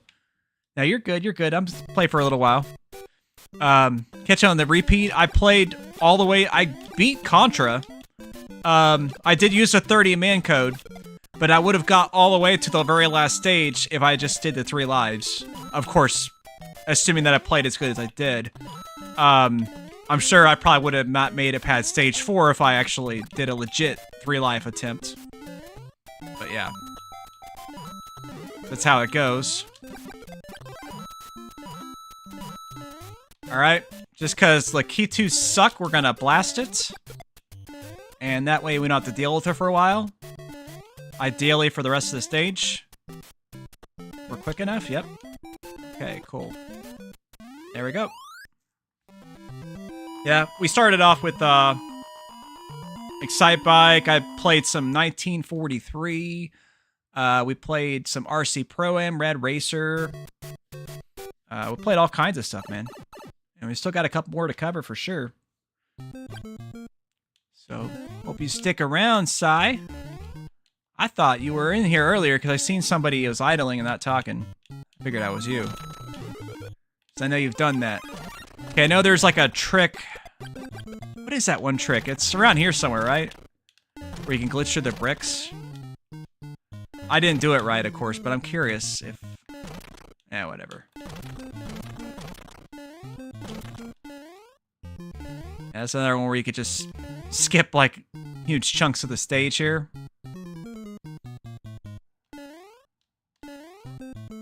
Good old Mario wall hacks.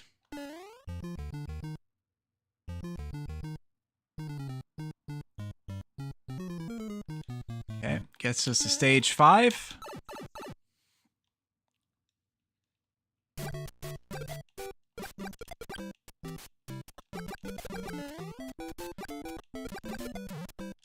Now, I'm not the greatest at Mario. Like, I have beaten it, but it's been a long time, and it took me several years to actually beat this game legitimately. Because I didn't do it until the Mario All-Stars version on the SNES. I did beat the NES one later on, though. Yeah, gotta be careful there, because I'm not good at this. Which means the power-up's slightly wasted, but that's okay. There we go.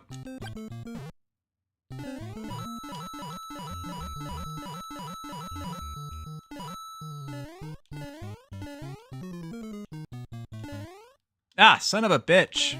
Just let me in there. Do I have to jump over here and then... Ah, yes, yes, of course. That ought to do it.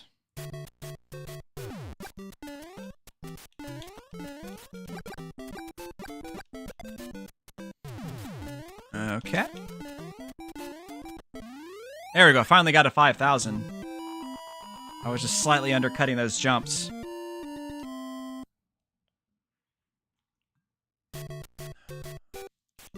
Wait. I didn't have a death. Oh, I never gained a 1-up yet? Wow, okay.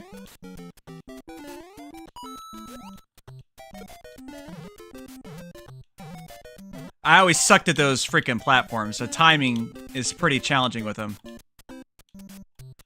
Alright. Alright, you prick. Crap. You asshole! Fuck you! Ah! Damn it. That fucking Hammer Brother, man. The way this pattern works in that specific spot is just really aggravating.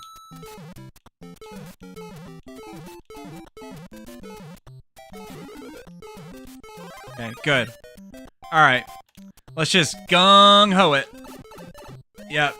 I knew he was gonna hit me, but that's okay. I at least survived it. There we go.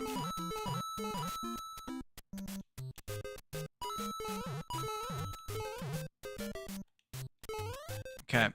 Well, nothing there, I guess, so that's fine. Yeah, you can't ever be too sure about the things on those. Whoa. That was close. There we go. Okay. Didn't quite make that, but that's okay. Got our fire flower now. Okay.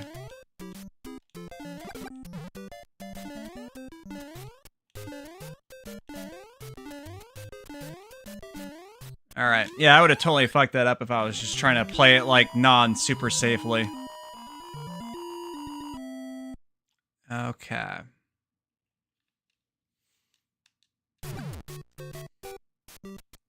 I'll finally get a 1-up here. Finally have enough coins. There we go.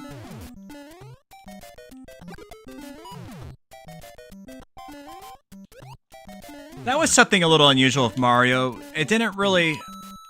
Like most games that gave you a 1-up, they did it based on score. But this does it based on coins, like a completely different thing. The score is, like, irrelevant in terms of, like, assisting you. And really, I mean, the score is irrelevant to begin with, like... Like, so many people would submit, like, max scores to Nintendo Power on this game. Because it was so easy to exploit that. You wouldn't even need to beat the game. You could just exploit certain shit to get it, you know?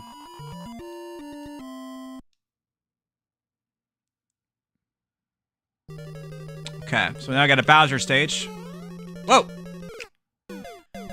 I should have just pushed forward, but that's fine.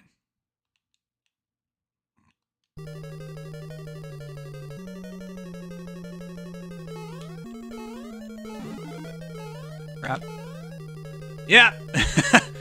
About how I expected it to go. Whoa, that was kind of weird.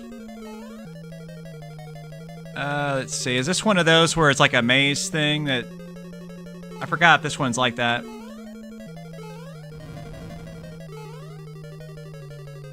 Okay. There we go. Come on, fire, jump. I knew you were gonna jump. If I just went for it, you were just gonna get me with it. All right, there we go. Got Bowser.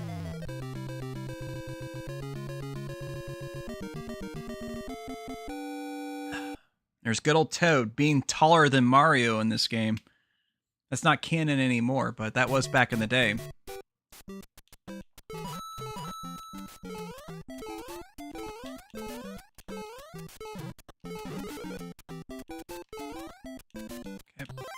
Go. It's good to keep just a nice steady pace so you can kind of control the Lakitu. Not have it land on spot that would really jeopardize you.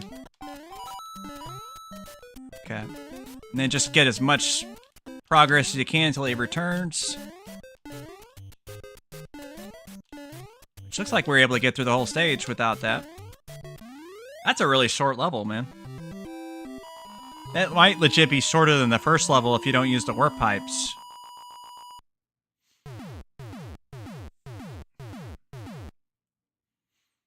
Okay.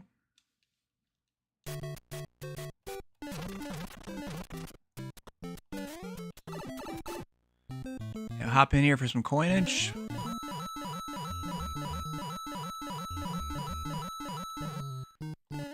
It's weird how, like, the blocks have different numbers of coins. That's, like, something you don't really think about. But, that one had, I think, 13. They all have, like, different amounts. It's kind of weird. I don't know what the max is. It might be 13, or it might be, like, 15 or something like that. Okay, let me try that again. Let's try to do the little... Yeah. For some reason, I can't make it now. Whatever. It's just 10 coins. It's not that big of a deal. Let's see. Yeah, grab the fire flower.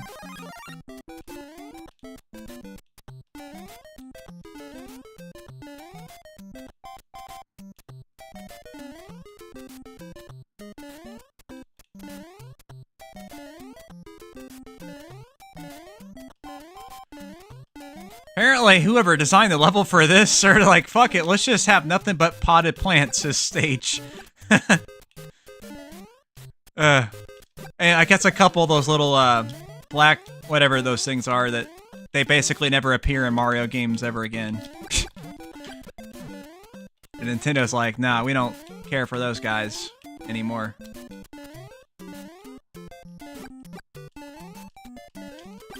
Okay. Yep. Yeah, hidden gem for sure. I just noticed that you actually said something else in the text. I'm sorry about that, Sai. I thought you left already. Maybe you did. Maybe I'm talking to myself here. There we go. Pretty simple stage.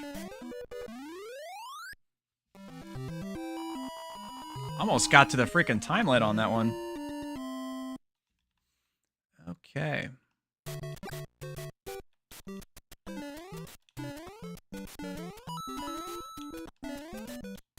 Ah, crap. Ah, shit. Yeah, because those actually count as, like, solid platforms there.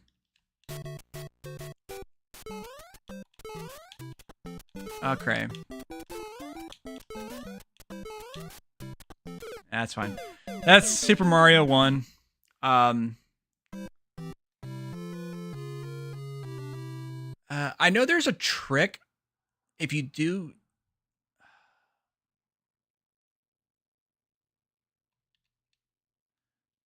There is a trick to restart it on the correct. I forget what the trick is. There's a certain button combination or something you press to start it back from the world that you died on instead of having to go back to the very beginning. I forget how it works, but yeah. Yeah, Super Mario 1. Always a classic. Is the first Super Mario game, because before it was just Mario Brothers, which is a completely different story. So, okay. So now we'll go to a puzzle game, and there is one that is, of course, iconic on the NES. Iconic on a lot of platforms, of course.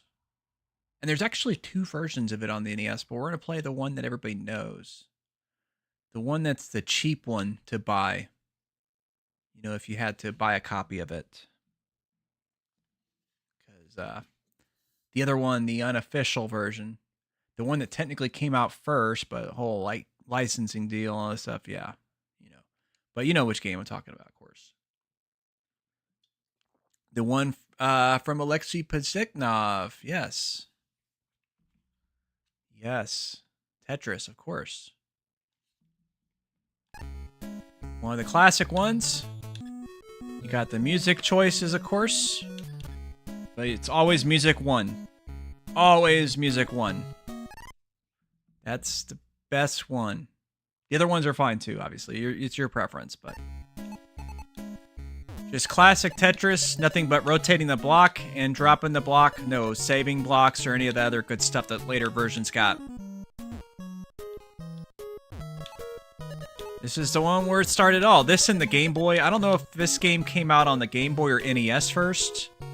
It was probably around the same time. But this is the one that I played because I didn't have a Game Boy. My aunt had this one too.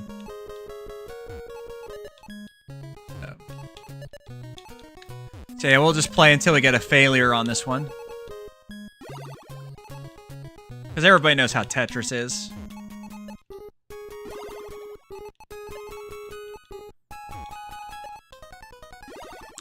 Yeah. Yeah, besides obviously stuff like Mario and Duck Hunt and that stuff like that. This is definitely one of the most sought after NES games for people. Like, this one's definitely very casual friendly. Okay.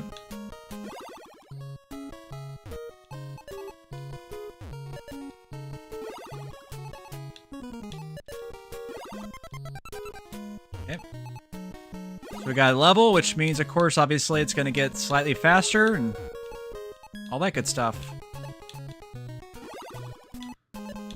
You think about it, Tetris is kind of like an original, like, one of the original, like, endurance-style games. You just go until you can't go no more.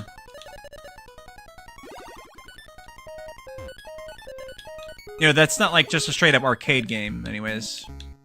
Although it did have an arcade.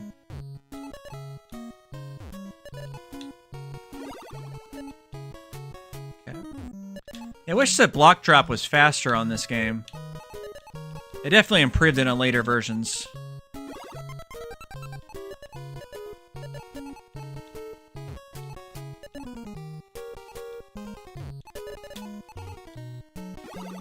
Okay. Yeah, I don't know if you ever had a chance to watch the Tetris movie. It's on Apple TV+. It's actually really good. It's got Taron Egerton is the lead role in that. It's very well done. It's kind of weird because, like, when I first heard they were making a Tetris movie, I'm like, what? But, you know, it actually goes in about how, you know, they got the rights to publish this game on the Game Boy and the NES and all that good stuff. It's really cool.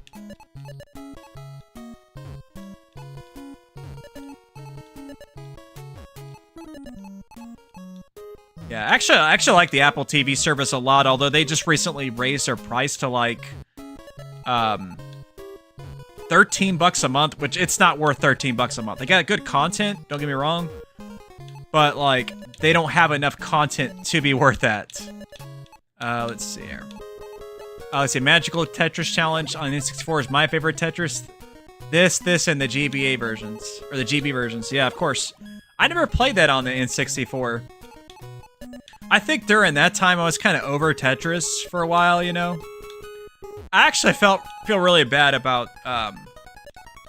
See, one time I got Tetris and Dr. Mario on the Super Nintendo for Christmas, and it was my dad's friend Jim. He bought it for me for Christmas, and I feel really bad about this because, like, I mean, at the time, obviously, I didn't give a shit because I was like, "Oh, it's Tetris. I played this like 100 times. I don't need this game."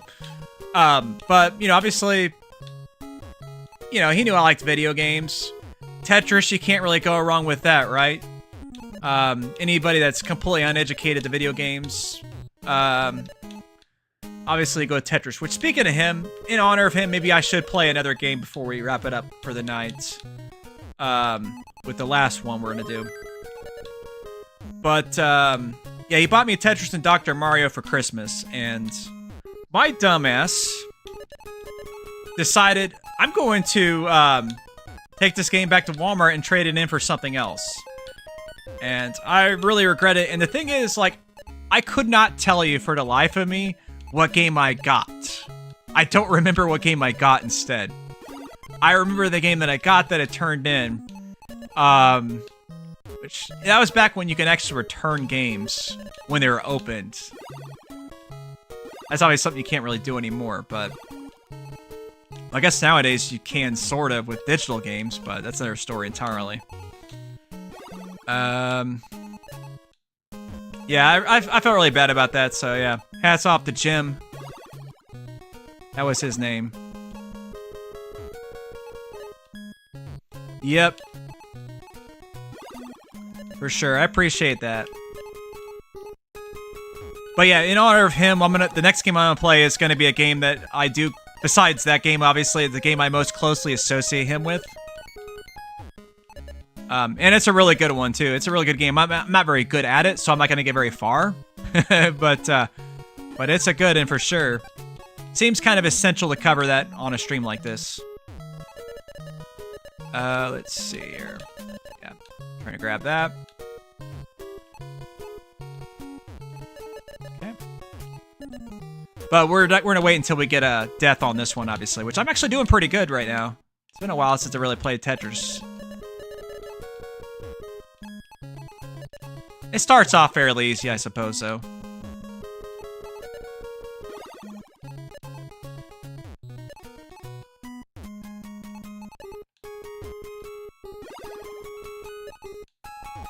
And now we can clear some lines.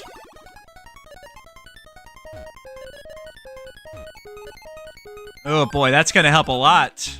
Hell yeah. Okay. Yeah, have you ever had a situation like that where you returned a game that you got like for a gift or something like that? Or, well, I don't know. Knowing you probably kept everything you got. Until you had to trade it in for fancy shit like your Atari Jaguar. Let's see.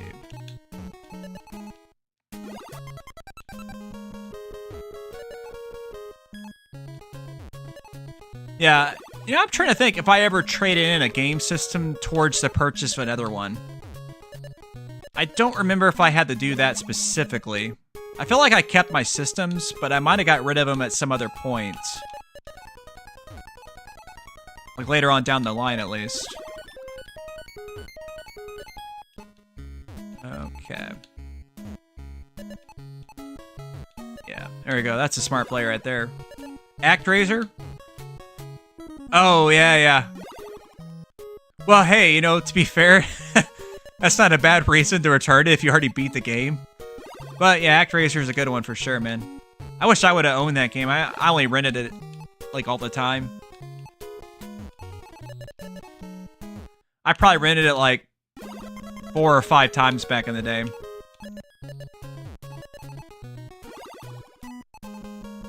And I did beat it back then, of course, too.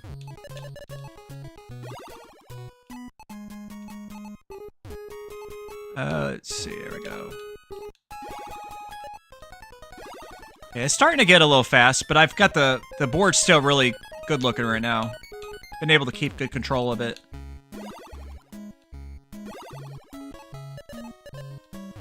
Okay.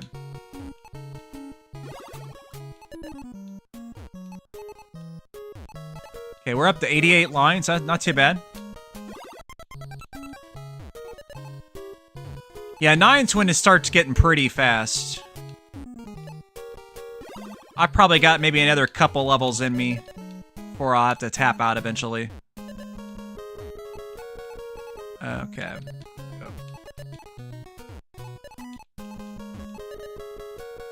Okay. We have a little trouble. Yeah, the blocks weren't doing the best for me there.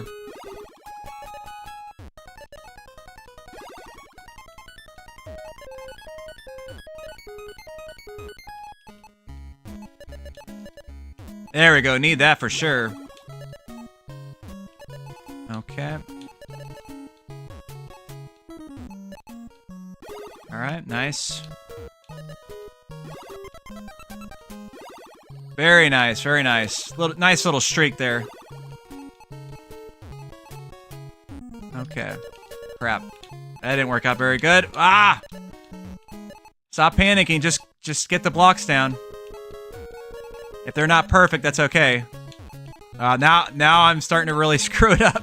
I'm trying not to. Ah, crap. No, it's happening. No. Oh, man. That was a disaster. Shit. Not too bad for it being as long as it has. Okay. Alright. That's Tetris for you, baby. Okay. So,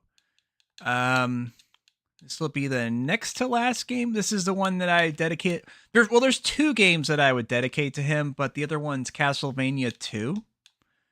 And, which I technically didn't play any Castlevania on this stream. That sucks. I'll play the original Castlevania. Or no, I'll play Castlevania 3 after that, because I actually have a story to tell with that one, too. But yeah, this is, and we're going to play the OG version, of course, of this. Like, it's the only one that is officially recognized. We do not recognize the other one. That's, of course, Mike Tyson's Punch-Out. There is no game called Punch-Out on the NES. Just Mike Tyson's Punch-Out. Okay. So, this is how I played this game, was Jim owned this game. He wasn't much of a gamer, but this is one of the games he played. And, he used to have to play for me to get past, like, certain guys or whatever. Like, I don't know if he ever legit beat Mike Tyson. But I know he got pretty far at the very least. Like, I know, like, he was able to at least get the Sandman. Which, Sandman's really tough. If you can get the Sandman, you probably can beat Tyson. Might take a lot of patience, obviously, but...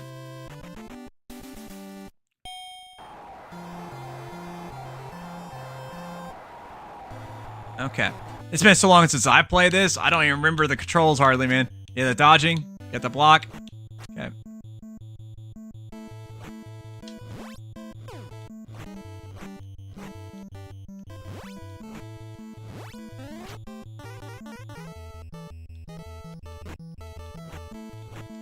I think you're supposed to dodge that, but that's fine.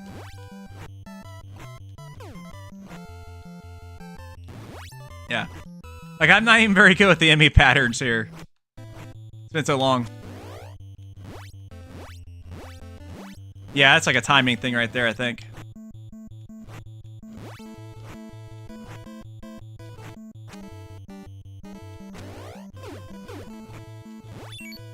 Oh, got a star, yes.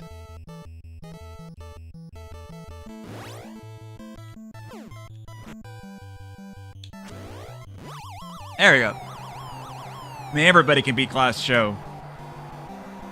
Like, somebody that never played a video game in their life can probably beat him. At least with some luck. I say that as I'm getting hit by him. Yeah. Oh, yeah. See, like a real gamer could obviously knock him out in the first round. But I'm just making the fight interesting. Dodge and punters. Yeah. I like how the coach, he gives you, Doc, he gives you those tips in between the rounds. It's pretty cool.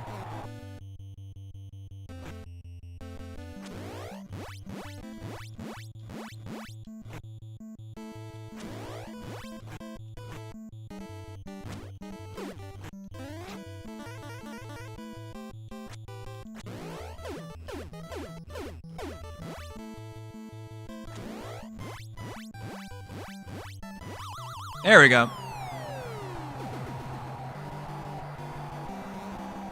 He's gonna come back up though.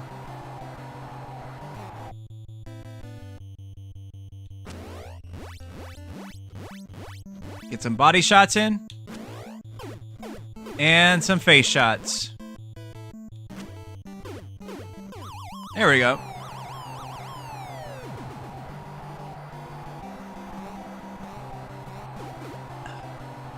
Alright, I guess we're at the TKO this motherfucker.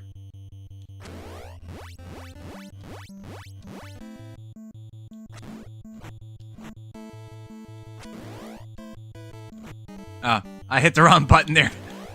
I meant to hit up, but I hit down. There we go.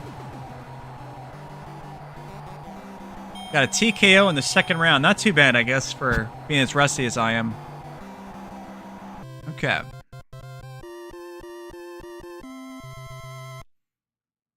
Alright, here we go against Von Kaiser. He's got 10 knockouts. Okay. I wonder, can you actually win by decision against Glass Joe? I mean, I'm sure you can. I don't know if this game even lets you win by decision.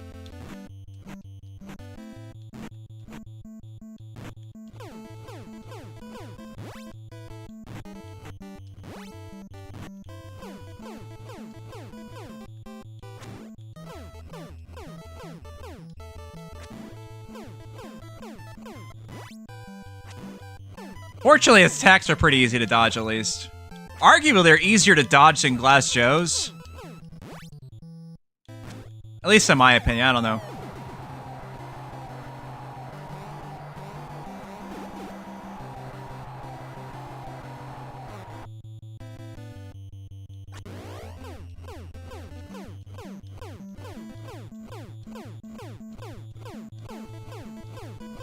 I like how you can just do that to him. Oh, man. Von Kaiser, come on.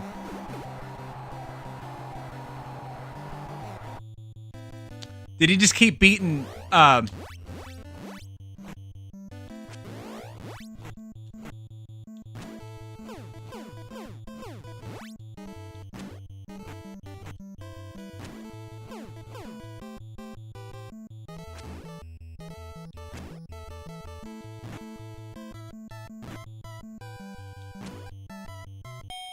I'm intentionally letting it go to round 2.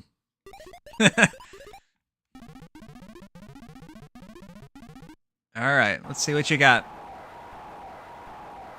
Plus, you don't get little segments like that if you just defeat them in the first round. You don't get to see their face all beat up and shit. There's a lot of cool little tricks in this game. There we go.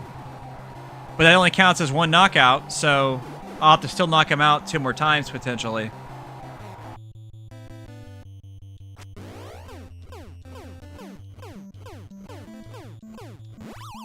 There we go.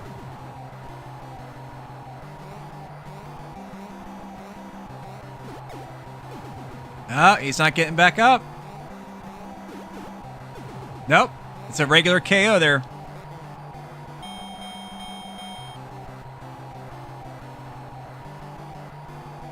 Hells to the yeah. Okay. Alright. So here we are for our first title fight. Is this against, oh yeah, Piston Honda. Yes, that's right. Let's see what he's got for us. He's got hella eyebrows.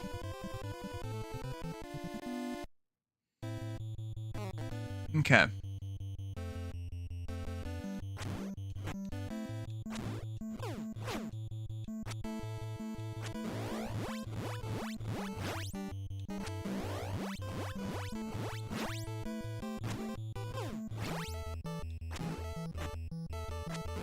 I think it's depending on how he attacks to determine.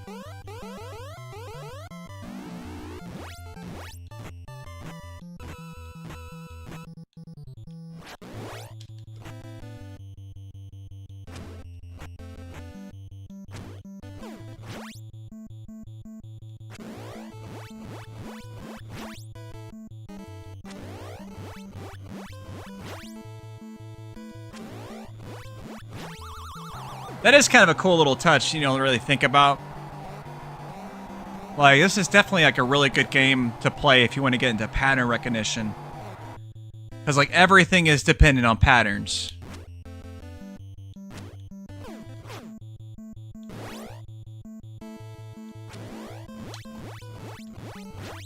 Patterns and timing, of course.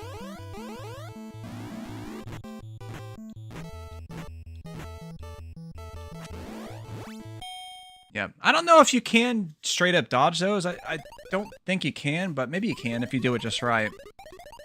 I usually just do the blocks because you could do those a little bit quicker. Okay. But so far, this fight's going all right. Although his health's a little bit higher than mine currently.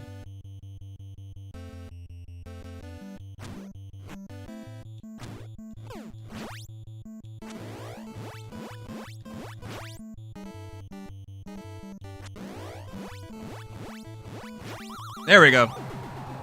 Got a knockdown on them.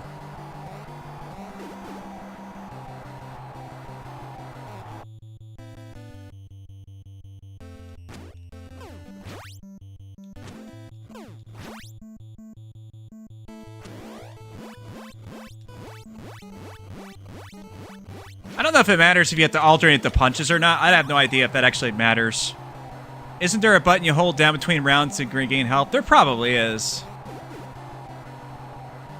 I'm too much of a noob at this game to know what it is, so...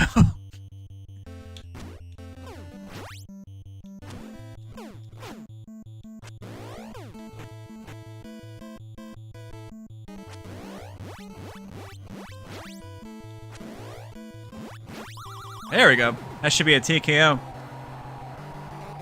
There we go.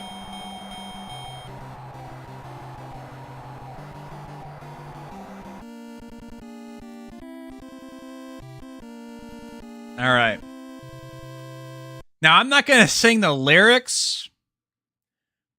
Well, I'm not going to sing one of the lyrics, but I'll sing the rest of them. You'll know what I'm talking about. Stole my bike. Stole my bike. Stole my bike. You all have heard the song. Stole my bike. Bike. Stole my bike.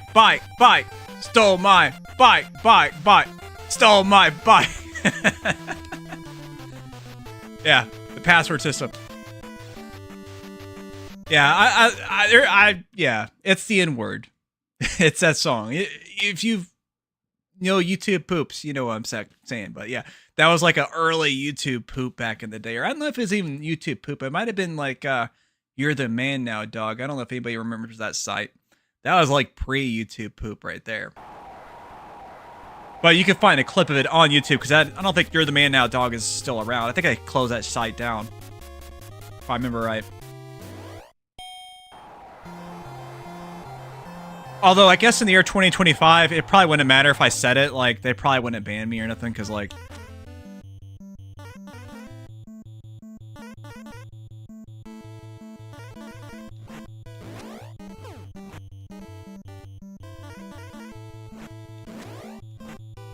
Oh, okay. Oh, you gotta take the bait, and then you can just pound away at him.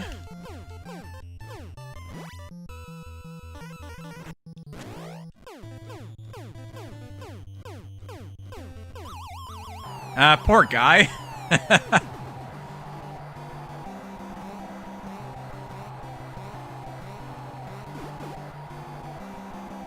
Alright, let's see what you got. Oh, okay, actually... Oh, wow. Dang it. I can't dodge.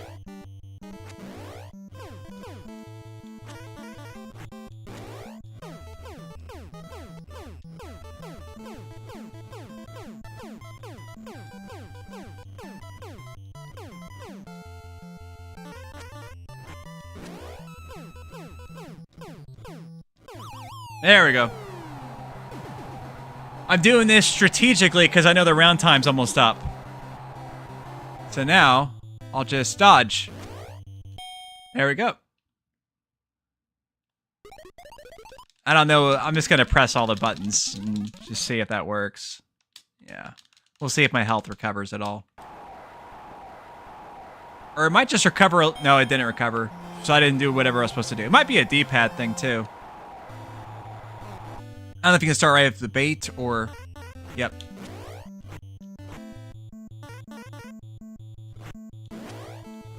Ah, dang it. I hit the wrong button.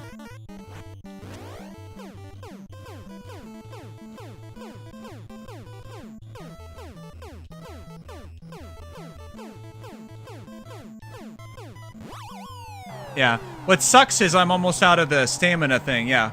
I was messing with John and said this was him. Oh. That's funny. Oh, dang it. I'll have to wait to attack now. Ah, he got me downed. Okay. Alright, now we're back up.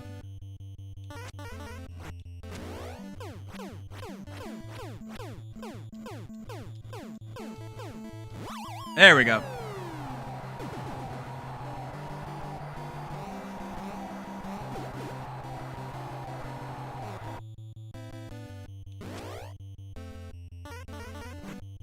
Ah, dang it.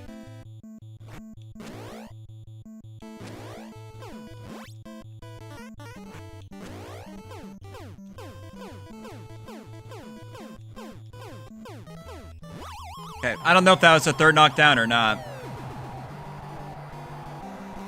Yep, okay, good. Got a little bit tricky there. Yeah, good old Don Flamenco. Who's up next? Oh, King Hippo, of course, yes. Yeah, he's like that one guy where you just need that one-star punch and you can just totally waste him, but... He's pretty challenging if you know the trick, which... It's been a while. Let's see if I can figure it out.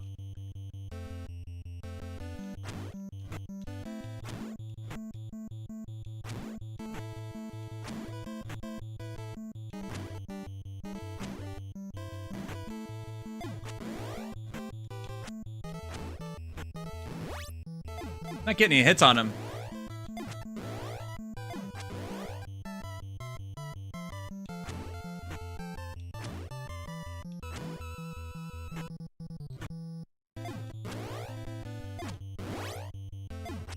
Not sure I'm doing wrong here. Because he's not vulnerable right now. Oh, damn. Okay. Okay.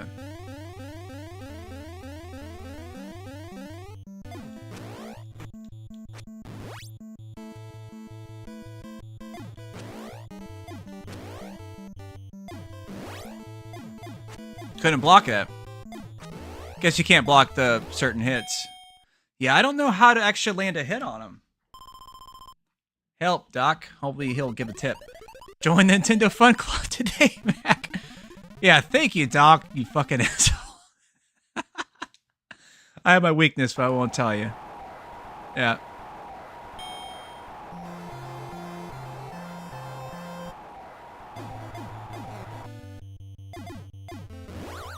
Ah, shit.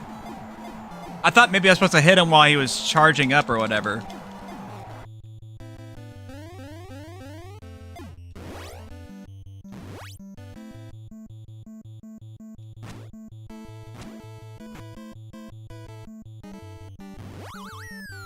Yeah, I honestly don't know the trick with King Hippo.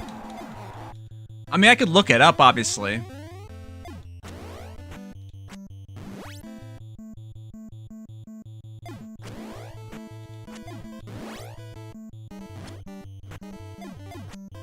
Well, I know you're supposed to hit him in the stomach. I know that for sure, but I don't know when I'm supposed to do it. It's a problem. That's the thing I need to figure out. Like how, like when I'm supposed to actually hit him in the stomach. When he punches, hit him. Yes, I know that, Sai. What do you think? Were you not watching me? Here, let's try it again. Yeah, I was punching him in the stomach, but he was blocking the hits. Like, there's more to it than just that. If it's like a certain attack he does that I'm supposed to wait to hit him on.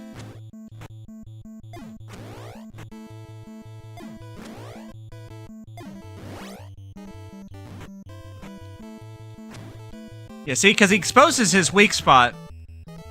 But I can't... It never gives me enough time to hit it.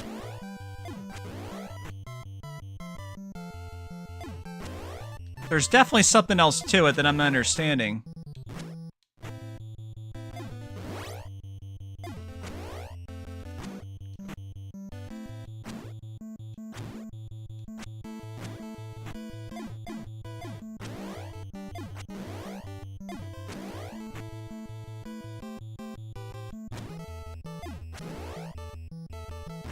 Well, I'm not sure what the timing is, because like I'm literally hitting it immediately after getting out of the dodge. Am I dodging too late or early?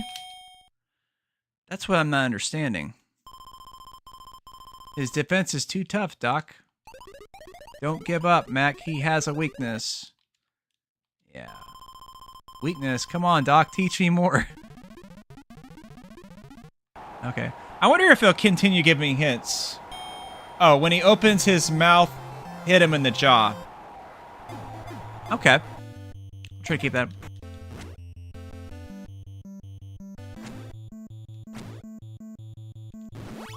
Oh, yeah, you're right. Because that's how you get the stars. And then,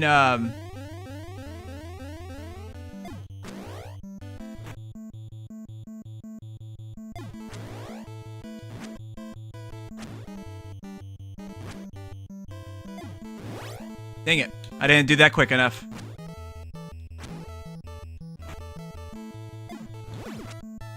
Okay, there. Yep.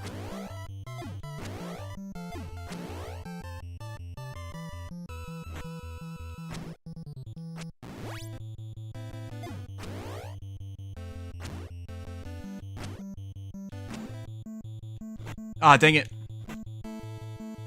He's not doing it. There we go. Ah, okay.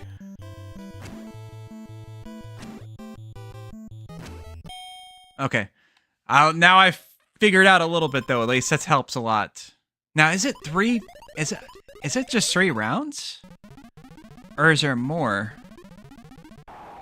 I feel like, yeah, I feel like it's only 3 rounds. So I have to do it on this round, which will be tough, but maybe we can pull it off.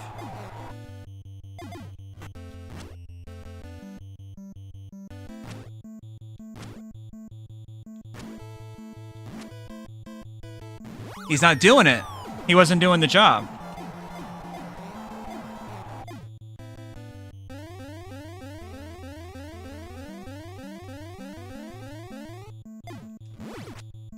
Dang it. I wasn't ready for it.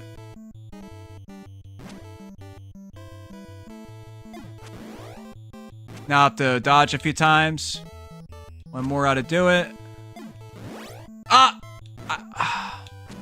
It might be the emulator timing thing, man. I don't know, man.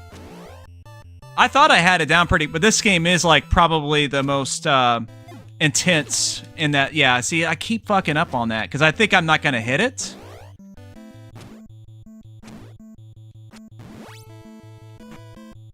Yeah, that sucks. Well, that's fine. I did my best, but yeah, that's Mike Tyson Punch-Out. I definitely need to practice that more. I mean, I hear people say all the time, you know, I think you legit have to play that on the actual NES cartridge. Or just have better timing than me, I guess. Like, if you actually had, like, good timing, unlike me, you could probably do it on an emulator then. But, yeah. Or, you know what? Maybe I'll try it. It's the Punch-Out. It's not the Mike Tyson's. But I might try that on the Switch just to see how it feels on that compared to RetroArch. Curious about that. All right, so yeah, I'll do Castlevania 3 because I did mention I have a story with that one. Castlevania 3, Dracula's Curse. Yeah, which I know Eugene just played that one the other night. And this story's kind of a weird story, but yeah, we'll just say that.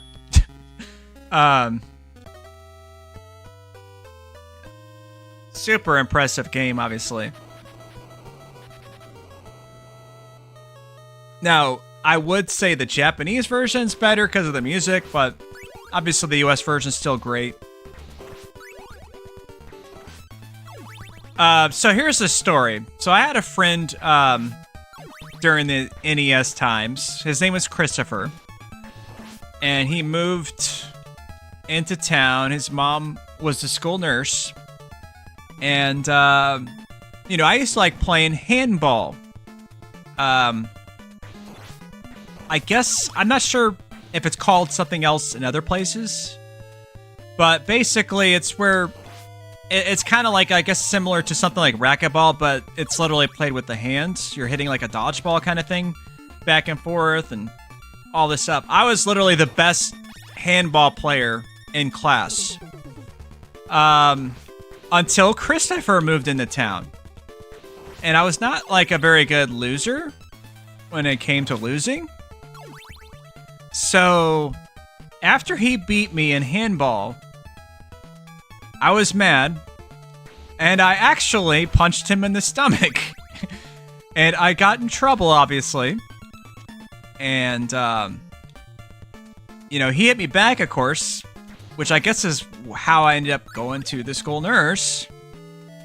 And, that was his mom, obviously. And, you know, obviously, you don't want to see that kind of stuff happen to your own kid. But I guess maybe she thought that, you know, because I guess he must have been a competitive kid too. That it would have probably been interesting if I came over sometime. And, you know, I apologized to Christopher and all that good stuff. And, yeah, we had a lot of fun.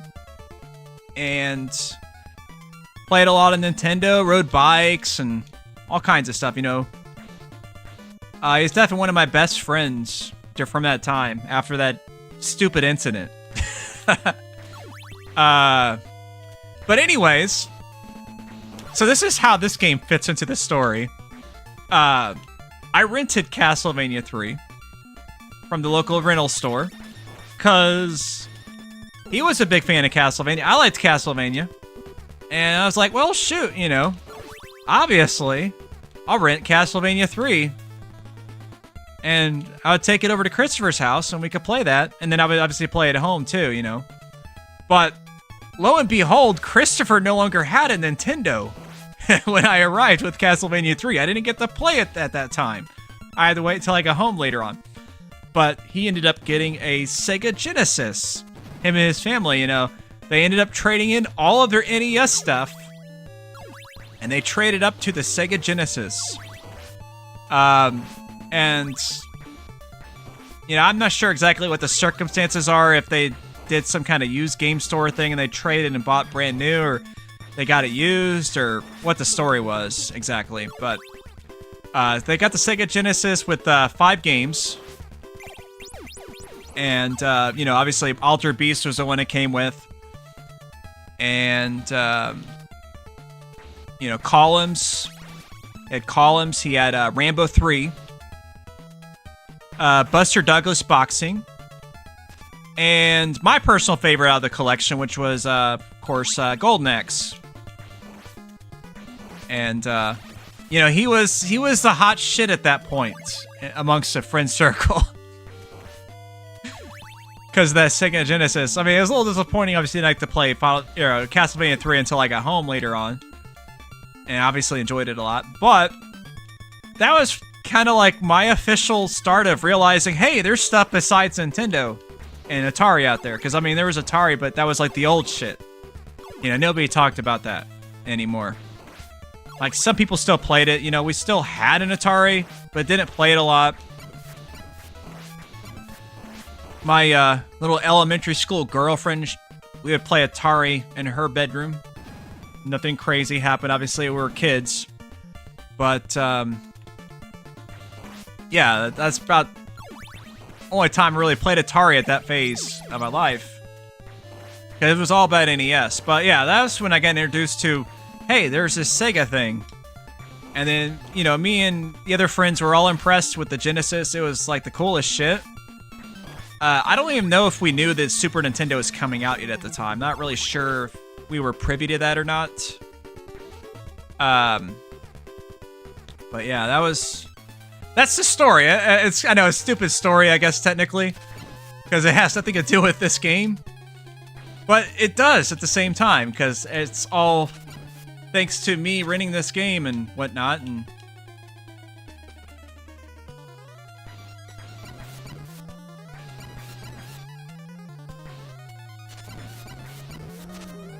There we go. Got him. Not too bad of a fight. So yeah, I really hope you guys enjoy that little story. That's how I got introduced to the Sega Genesis. You know, all those games were good, but Buster Douglas wasn't the greatest game. It was okay. And I'm not a huge fan of Alter Beast, although it is fun to play in two-player simultaneous. That's always a great way to play it. But, you know, I really liked the other three games. Golden Axe, of course. Columns was a really good Tetris clone. Okay, so this is where you get Grant, or you don't get Grant, which we're not going to get Grant. So yeah. Okay. I'm probably not going to play more than this stage and get Selpha and play with Selpha a little bit. Yeah. Good old classic. These platforms will kill you in one hit action.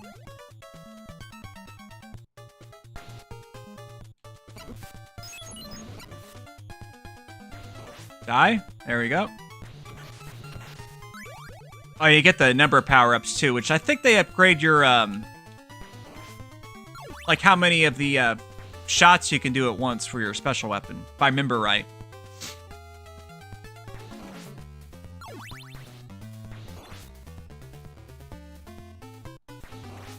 Because you got a 2 and a 3. I don't think there's a 4, but maybe there is. Yeah, I don't think any of these have them. Okay.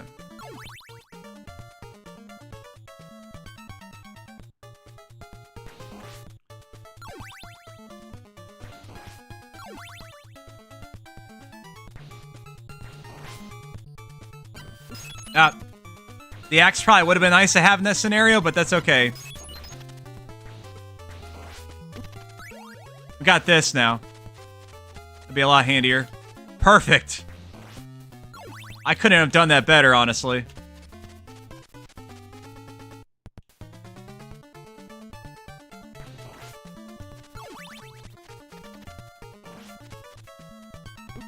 Dang it. Okay, we're not doing great on that aspect, but that's okay.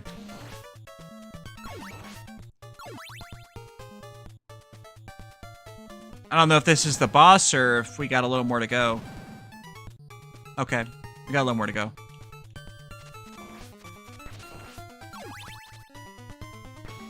At least we got plenty of power-ups, so that'll help a lot. You're just gonna be a jerk walking back and forth, aren't you? Yep, you are. Okay. Heading to bed. Great stream, dude. Thank you very much for stopping by, Sai. I'm probably... Well, I'll go ahead and spoil it for you with the last game I was going to play. It's obviously a Super Mario Bros. 3. I was going to do some Zelda, but Zelda is a little bit longer-winded game. I wanted to play games that were shorter, obviously, so... depending on how time permitted. Obviously, I spent a little more time than I expected to.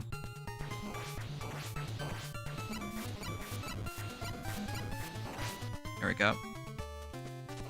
Yeah. Just throw that so I don't have to fuck with those dudes. Okay. Oh, is there nothing over this way? Okay. There we go. I needed that turkey leg. Wall chicken, as I say. I'll watch from bed, but I won't comment anymore. Okay, that's cool. I appreciate that. Yeah, I hope you have a good night, man. Okay. Alright, so now I guess we'll go ahead and get Self.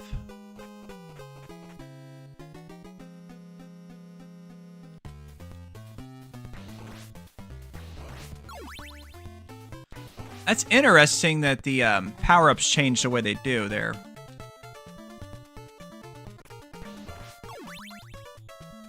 There we go.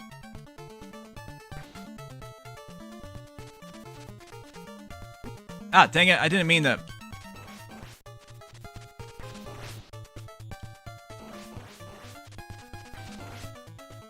Oh, you guys keep respawning, don't you? Yes, you do. Bastards. Well, let's just leave me alone then. If I can, that is.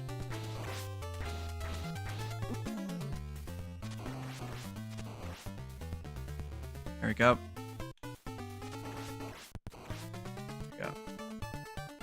Gotta time those just right. Oh, okay. They also explode when you get close to them. Interesting.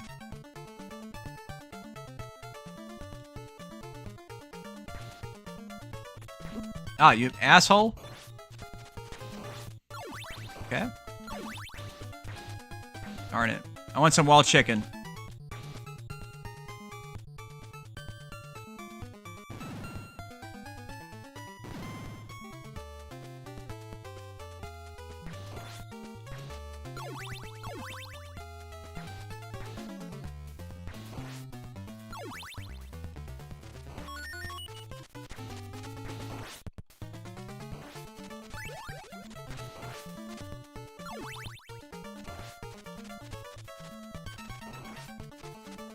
Now, we'll just despawn you from the screen instead. How about that, Spider?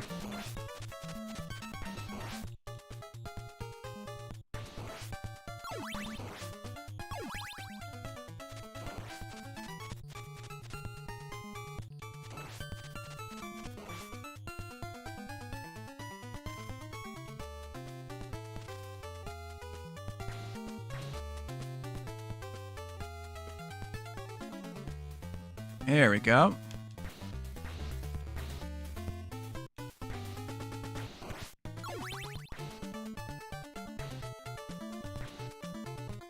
Okay, so we got the boss coming up here. I think the cross is a pretty good weapon here. I might be mistaken, but I'm pretty sure it's a good one.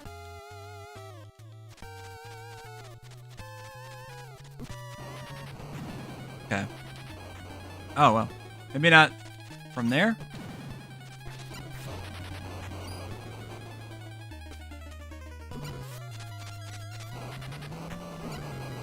Dang it.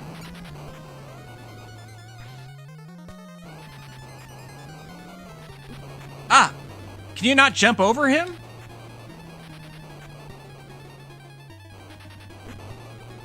That's so... Ah, that's such a shitty design if true. Should be able to jump over him. Fucking geriatric Belmont.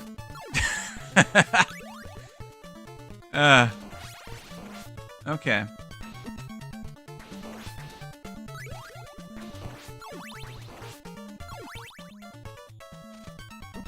Yeah.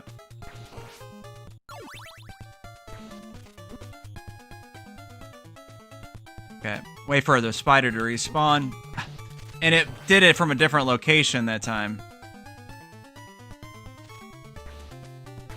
Oh, come on. Yeah, white Belmonts can't jump. That's what I say. Okay.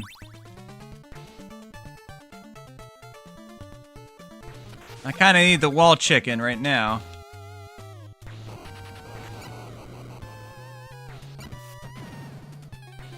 Oh, I think I could use... No? Well, what am I supposed to do in that situation then?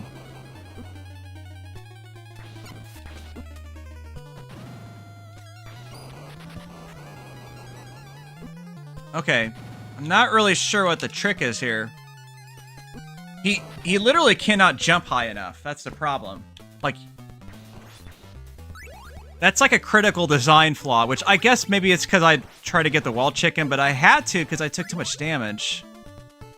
So let's see if I could do better, and I could save that for when it's absolutely needed then. Nope.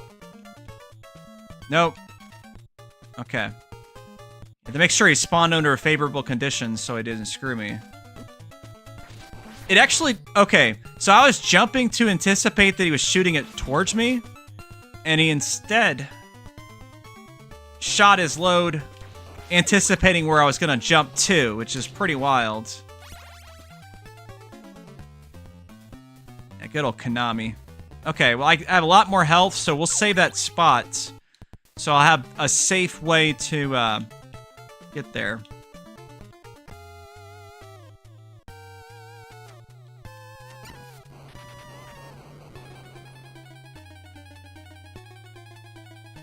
Yeah, see, now I can safely dodge that maneuver.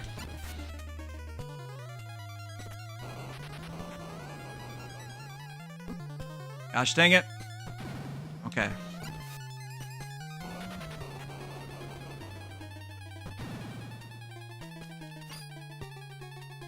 Probably shouldn't have did that, but that's okay. Ah, you son of a... He changed the pattern again.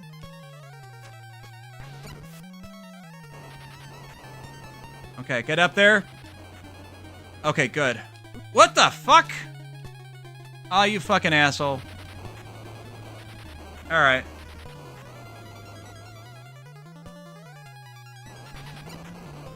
Okay, I could just do this, I think. Okay, cool. So that's actually the game kind of trolling you a little bit, knowing that you could just do this to beat him. Oh! You gotta wait a little bit. He doesn't have like a consistent... Okay, he's gonna do the charge because he's went from that far back. Nope. Huh. As long as you have enough time. I do have the time to worry about, obviously. Let's grab that wall chicken now. Oh, what a jerk that guy is. Okay, so I should... Okay. Here we go. Silpha is back from the stone. Or Sipha. I thought it was Silpha. Oh, you're a vampire hunter too. Okay.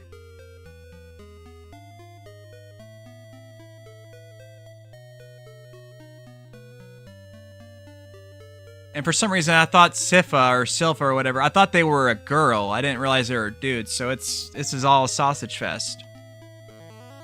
All right, that's cool. Yeah, we'll play a stage with them and then call it on this game. And then go to Mario 3 and then wrap it up. Okay. Which I'll probably just play through World 1 on that. Okay. So is it select? Yep. So... yeah. Which Sipha doesn't have, like... a very good attack, but, like, their magic is, like, super good.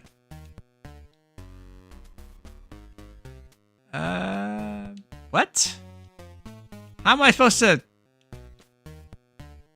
get over there? Wait, I want to check something. No? Okay. Yeah, I don't know. Is that like a troll thing or what? Because you ain't making that jump otherwise.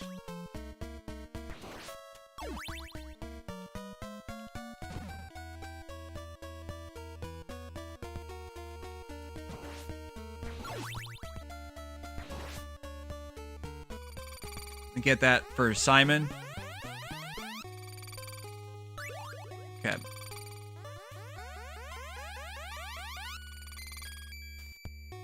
Actually, Simon might be better here just because he can use a time thing. Let's see. Try to despawn them. Oh, you...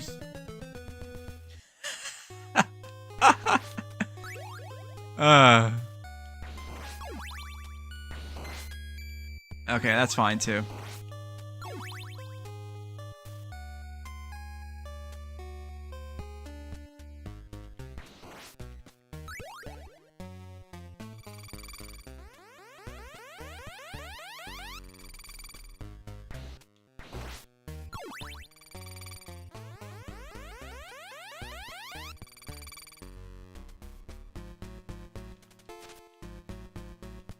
Dang it. Alright, let's get... Ah, crap. Didn't make it in time. Alright. Come on, jerk. Get hit by the axe. Or don't. That's cool too, I suppose. Get down the ladder, or the stairs quick. There we go. Alright, switch to power up the sofa. Get, hopefully some kind of, magic. Yeah, I think that's an invulnerability, if I remember right. Oh, it actually makes you attack faster and stuff like that, too. Okay, that's interesting.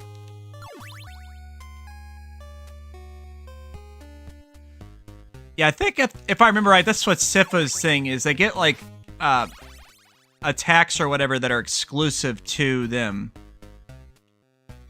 Okay, you're being nuts. We're gonna have to ask you a question. There we go.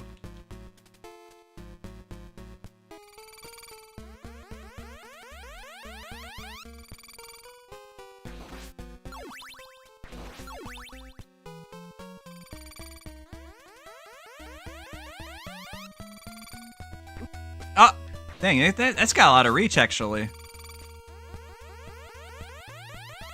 Okay, but yeah, the power-ups, if I remember, they only spawn, too, when Sypha is the active character. That's kind of annoying, if you don't get the magic you want. Yeah, that's like a troll job. That's like... Well, I guess if you have Grant by then, or... No, you wouldn't have Alucard on the stage, I don't think. Would you? Oh, shit. Okay. Yeah, I see those discolored ones, they're weak.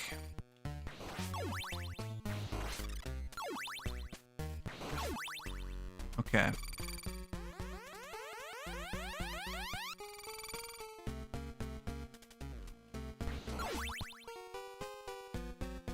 Alright.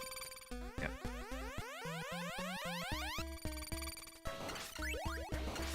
Okay, we got our magic tome. Okay.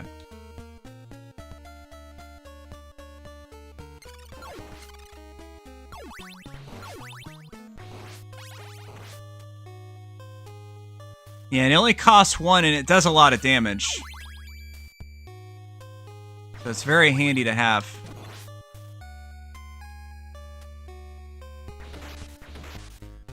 Ah, crap. There we go. Oh, shit. Okay. So I'll have to switch to Simon so he can ask him a question. And then we can get the fuck up there. There we go. Okay, cool.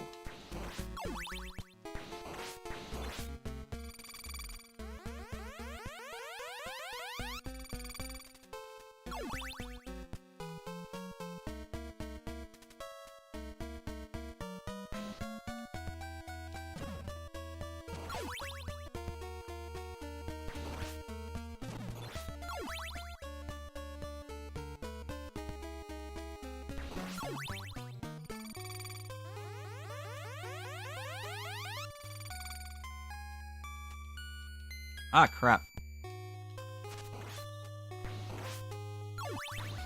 Yep. Yeah, I hope Christopher's doing well out there. And Josh. Those were my two best friends from that time.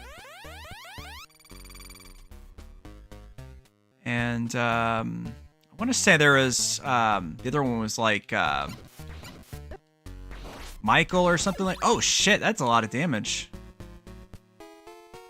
Oh, I must have already had some damage taken. Okay.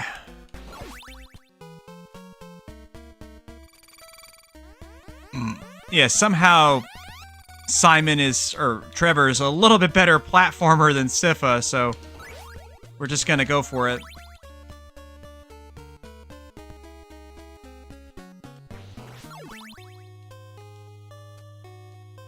Ah, shit!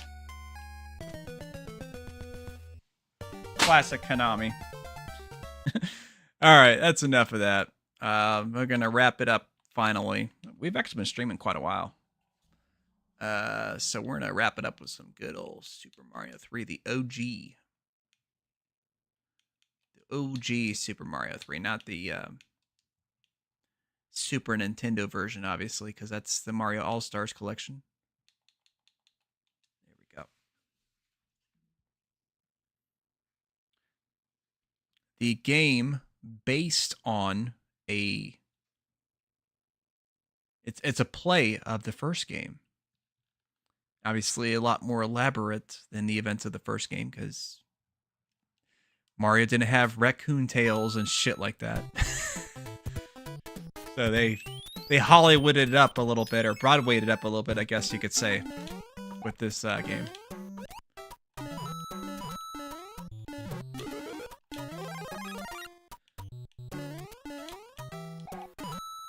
I'll have to see if I remember the certain trick with the stage. We got that. Mario is like all of a sudden able to grab turtle shells. He wasn't able to do that in the first game. Yep, got the flying, of course. There we go.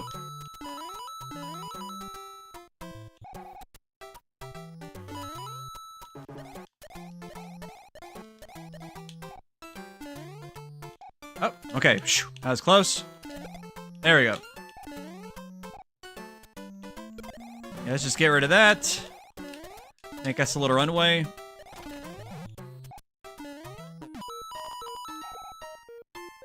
Ah!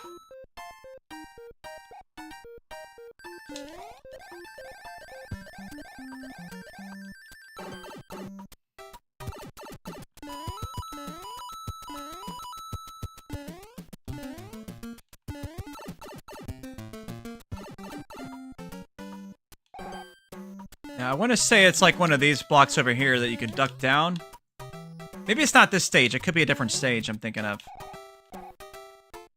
Let's see.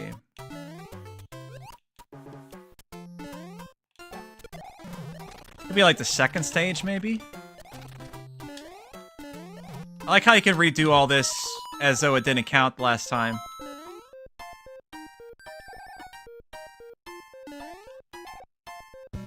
Okay. Yeah, it's not this stage. It's a different one. There we go. Oh, we got a Twitch person to block real quick. 1 second. They're advertising their streaming stuff. Let's see here. In the chat. How about you connect to that quicker so we could see that? Let's see. Block. Okay, cool. There we go.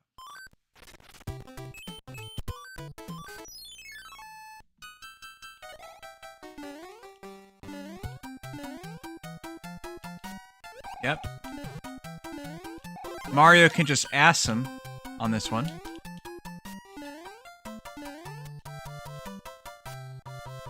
And we can also do one of these.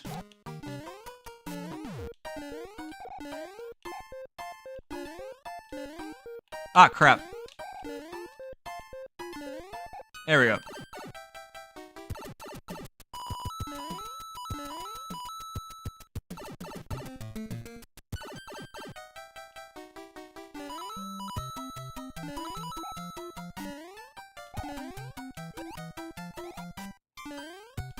Yeah, and I got the music blocks, of course, that drop items.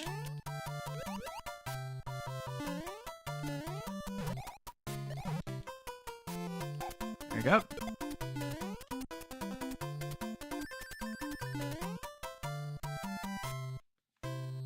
All right. Not too bad, not too bad. Go to stage 3. This is the one where you had the block you could drop behind. Okay, which will be towards the end of the stage, obviously. Okay.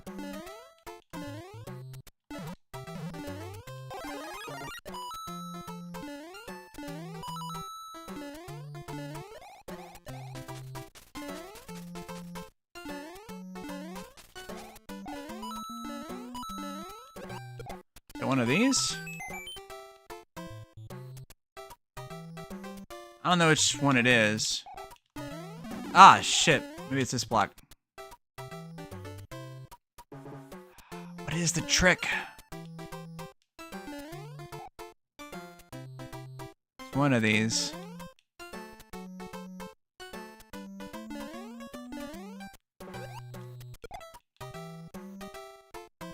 Might be further ahead, too.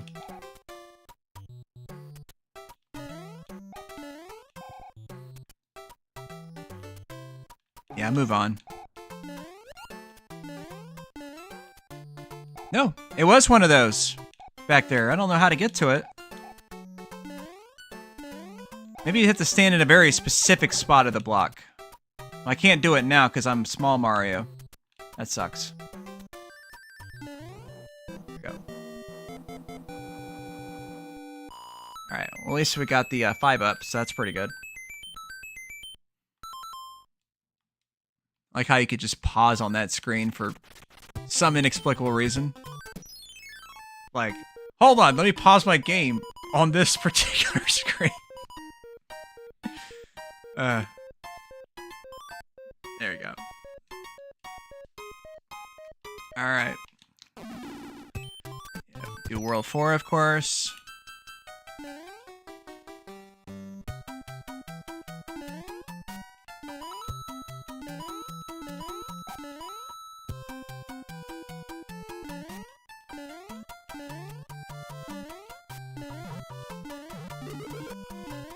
Ah, you son of a bitch.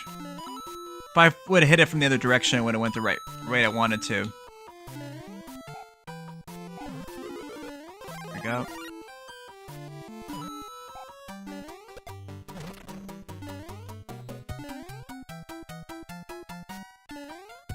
I might have needed it for that.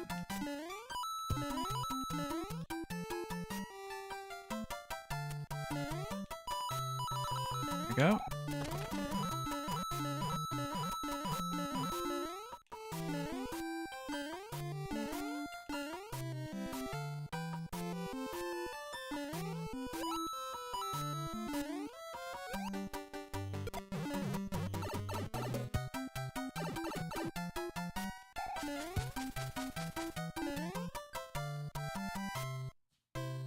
Alright. Fantastic. Yeah, it's just so silly you could pause on that particular screen. So I can't pause on this screen. It wouldn't make sense to anyways, because you're not under any threat on that screen.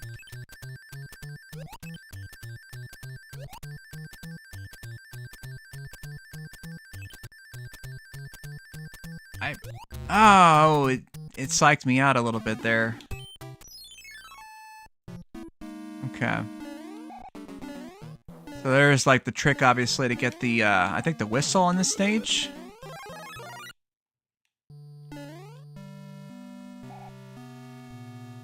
Okay.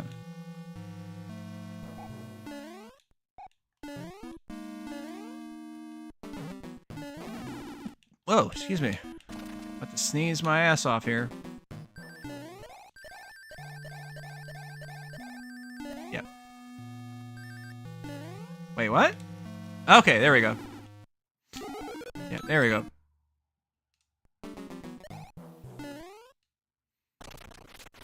I like how doing that will just beat the stage also. That's kind of interesting.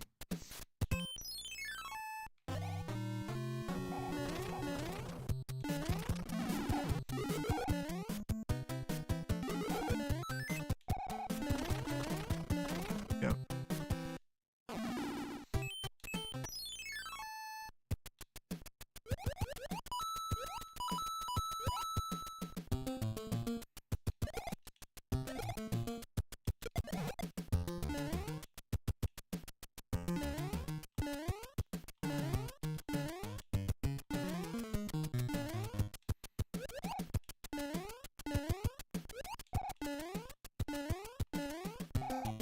Yep, I can fly up there. I think I can. Got to start from down here, maybe? Let's see if I can. No. Okay. I know there's a way to get up there. Or maybe that's... Oh, that's probably an exit, not an entrance. An exit pipe. There we go.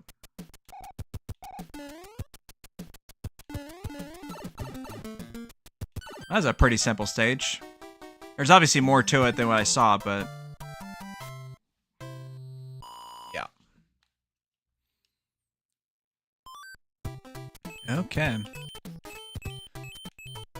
Now, I know you can get like an item to break that down.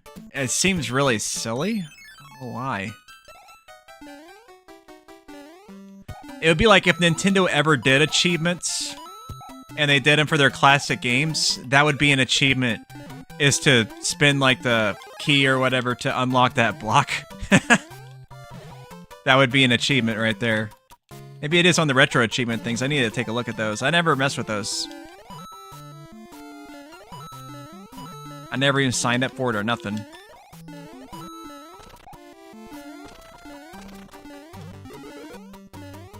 There we go. Unnecessary, but that's okay.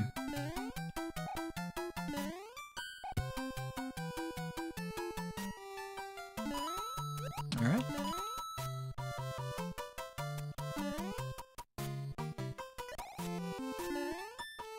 Oh, okay. You have to kind of take a little bit of a leap of faith there. There we go.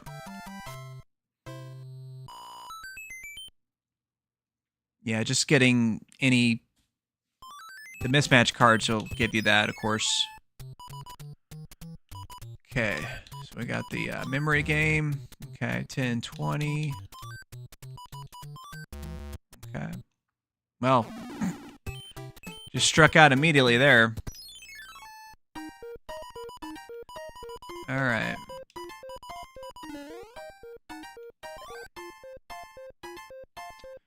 Alright, let's go ahead and do the airship.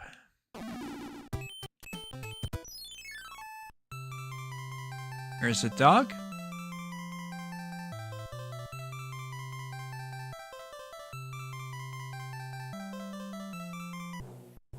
I know I could have used the whistle to go immediately to the World 2, but I figure I used the whistle on World 2 so I can go even further instead. There is the whole trick, of course, where you can get to the end of the game with the 3 whistles.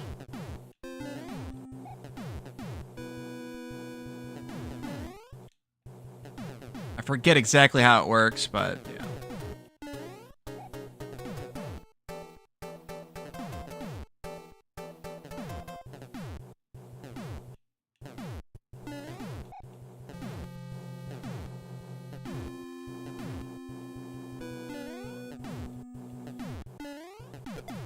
You know, I've always liked the more basic theme music of the NES version for this particular song. Like, I think they kind of overdid it a little bit for the Super Nintendo All-Stars remake. If that makes any sense. There we go. Easy peasy.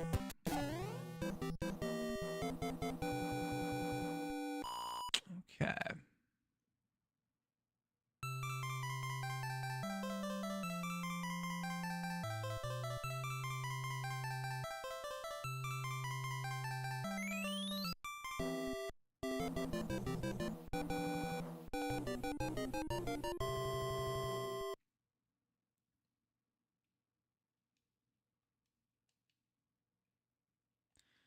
All right.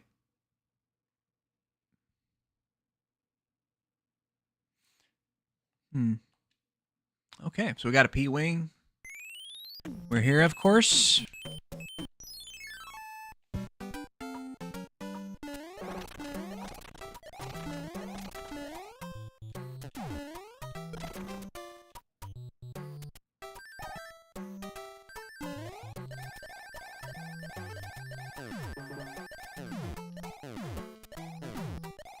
Yeah, just get as much distance as we can. Whoa, whoa, okay, that didn't work out great. That was just in time. Oh, crap. There we go. Perfect. Let's fly again.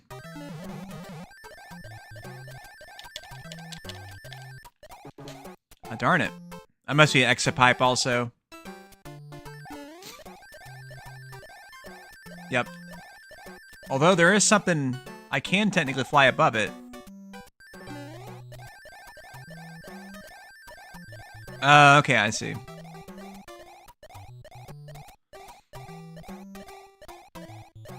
Dang, that's a big map compared to some of them. There we go. Right on. We gotta definitely see the sun that tries to kill us, for sure. Before we skip this world. That's mandatory, obviously.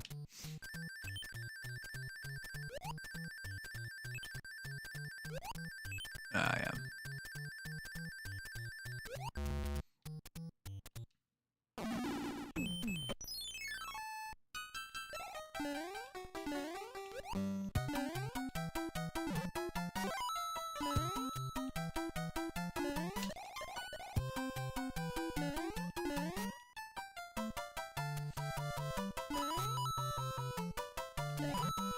Oh, darn it. That'll work.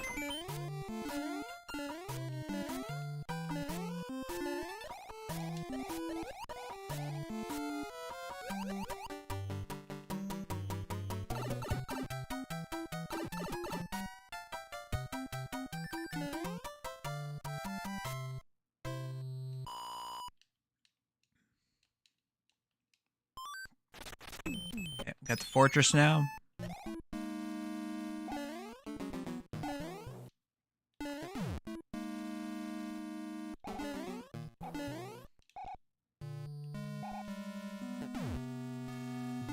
Our first little look at the Boos. This is their first appearance in the game.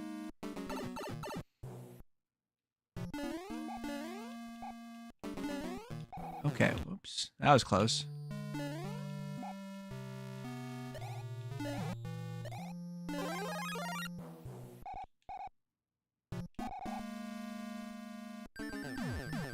There we go.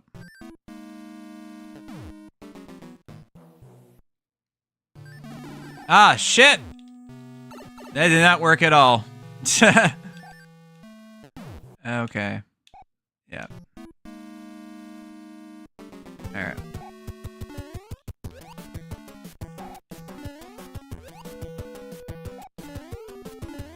There we go.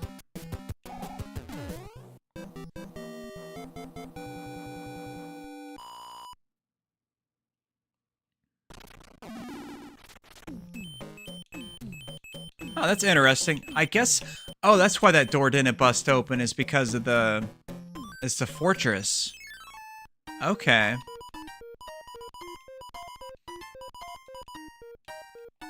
Alright, what do you got? Yeah.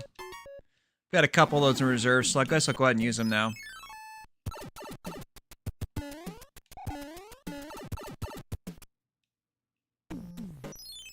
Darn it, I didn't mean to do that.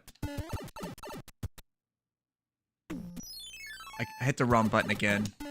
You gotta hit the other button to open up the menu. We use the power up to fight this stupid hammer brother. There we go. I got the music box.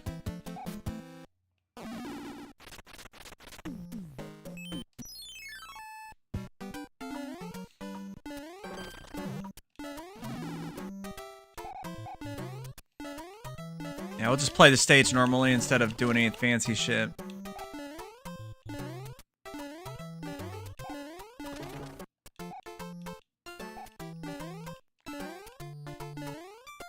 Whoa, okay. Hold on. Dang it. I was totally... Dang, you don't get very much invulnerabilities, Mario, do you? Seemed like you get less than I anticipated.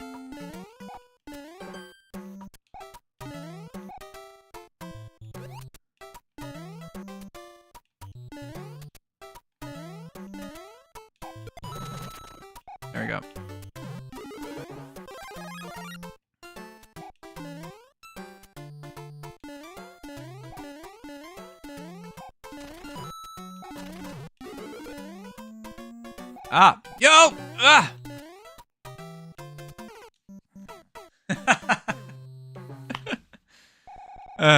Okay, let's try that again. Dang it. That's fine, I guess. Starting to play a little sloppy now.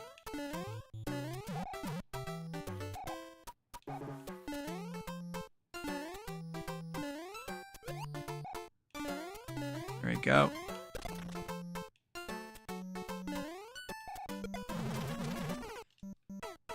Fucking press the button, I'm pretty sure.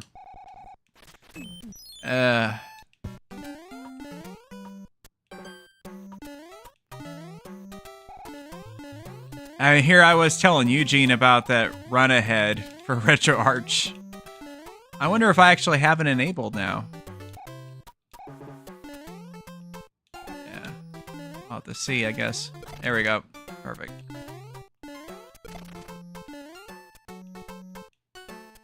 Yeah.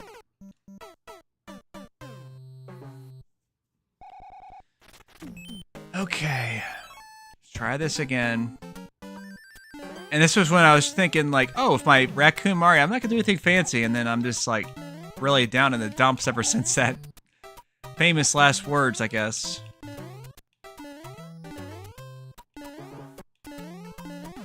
Okay. Yep.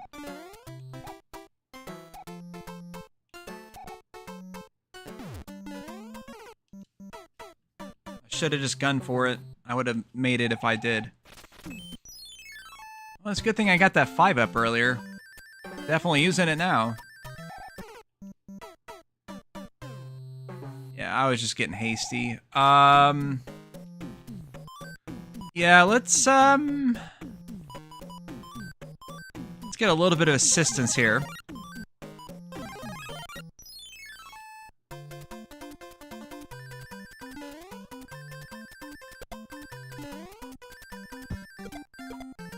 Dang, that don't last very long at all. That's like obviously something you'd only use in the very beginning of a stage. Like if you have a beginning of a stage is super tough, that's really the only time to use it. Okay. And I think what's pathetic about that was literally in the stage, basically. I was just struggling so much. I needed that extra hand. Okay.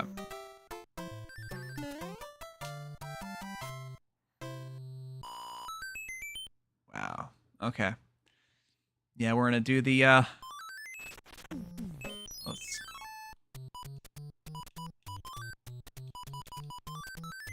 Okay.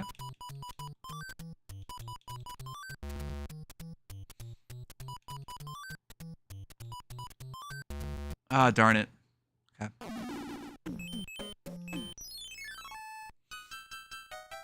Alright.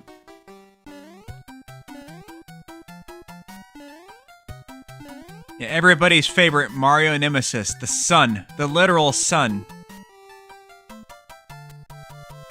With his good buddy, the tornado. I guess we're supposed to just duck that shit, or what? What the fuck? This one's not even, he's just like, whatever. That's funny. What the fuck, man, for real? Am I supposed to just jump through it? Maybe I am. Yeah, okay. Cool. Ah.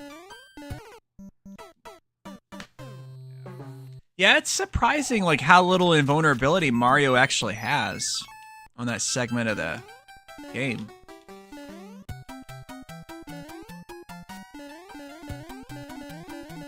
Come on, jump up there. Dang it.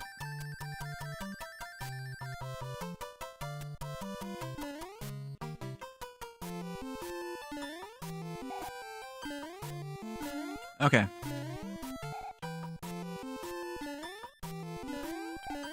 Oh! Damn it. Okay.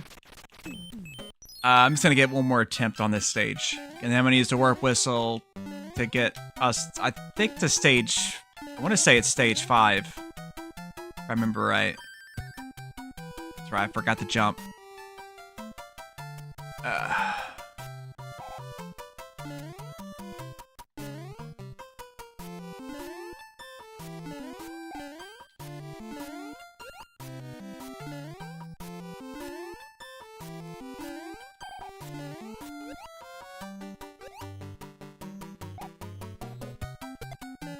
Of course, the sun cannot be killed with a turtle shell.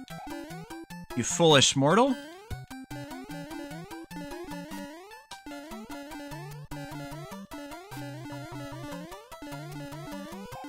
Okay. Woo! Okay. Yeah. That's always a fun little annoyance. Everybody remembers him. Or her, whatever it is. Let's get a power up.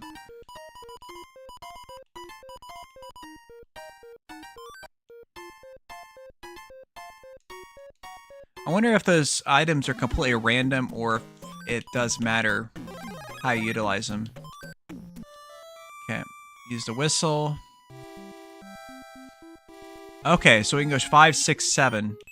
Pipe World is fucking annoying. We're not gonna mess with that shit. So, I always kind of liked World 5. That's the Sky World, I think. This is kind of cool. World 4 is really cool, too. That's the big one, but I missed the opportunity for that.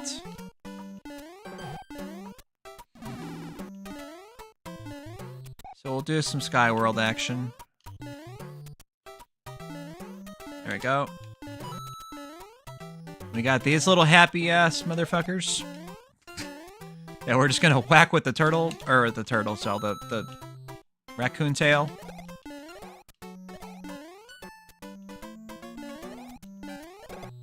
Okay. I think those guys' first appearance too. The chomp things or whatever they're called. Yeah. You know what they are.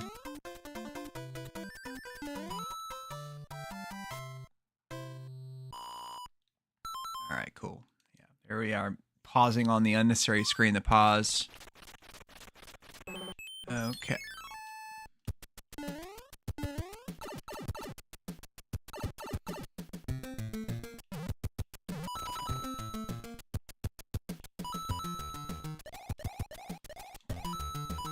You can enjoy your trip down a lot more if you wag your tail.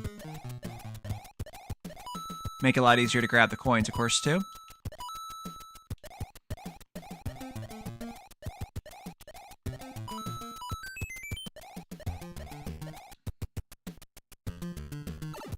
I don't know if the pipe matters. It probably does. Oh! Okay.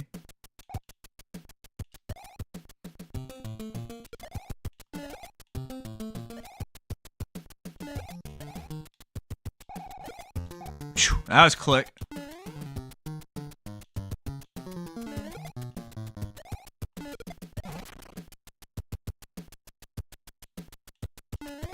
There we go.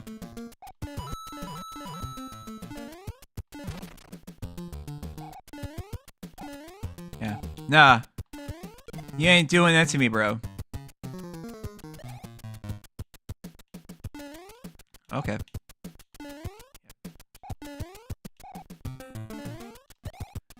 Ah, you son of a bitch. Okay. Can I kick up? No, I can't.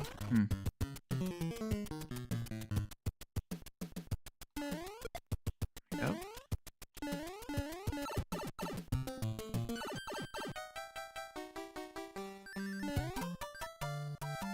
Alright. I don't know. I think we're going to call it. I think you guys get the idea behind Mario 3. You know, it's all-time classic. I could have also did Kirby. I have a lot of nostalgia for Kirby's Adventure as well, but had to really prioritize, and it's just like, yeah, we're just going to cover this one. I covered a bunch of other games. If you happen to be just watching just now, we covered Excite Bike, Rad Racer, RC Pro-Am, because I'm a big racing guy, of course. Did some Mega Man 3, Castlevania 3, freaking 1943, because we gotta get the 3s in there. Played played all kinds of games tonight. Regular Super Mario Brothers, of course, the original. I think there might be one or two I missed. Oh yeah, Mike Tyson's Punch-Out, Tetris. We did those as well.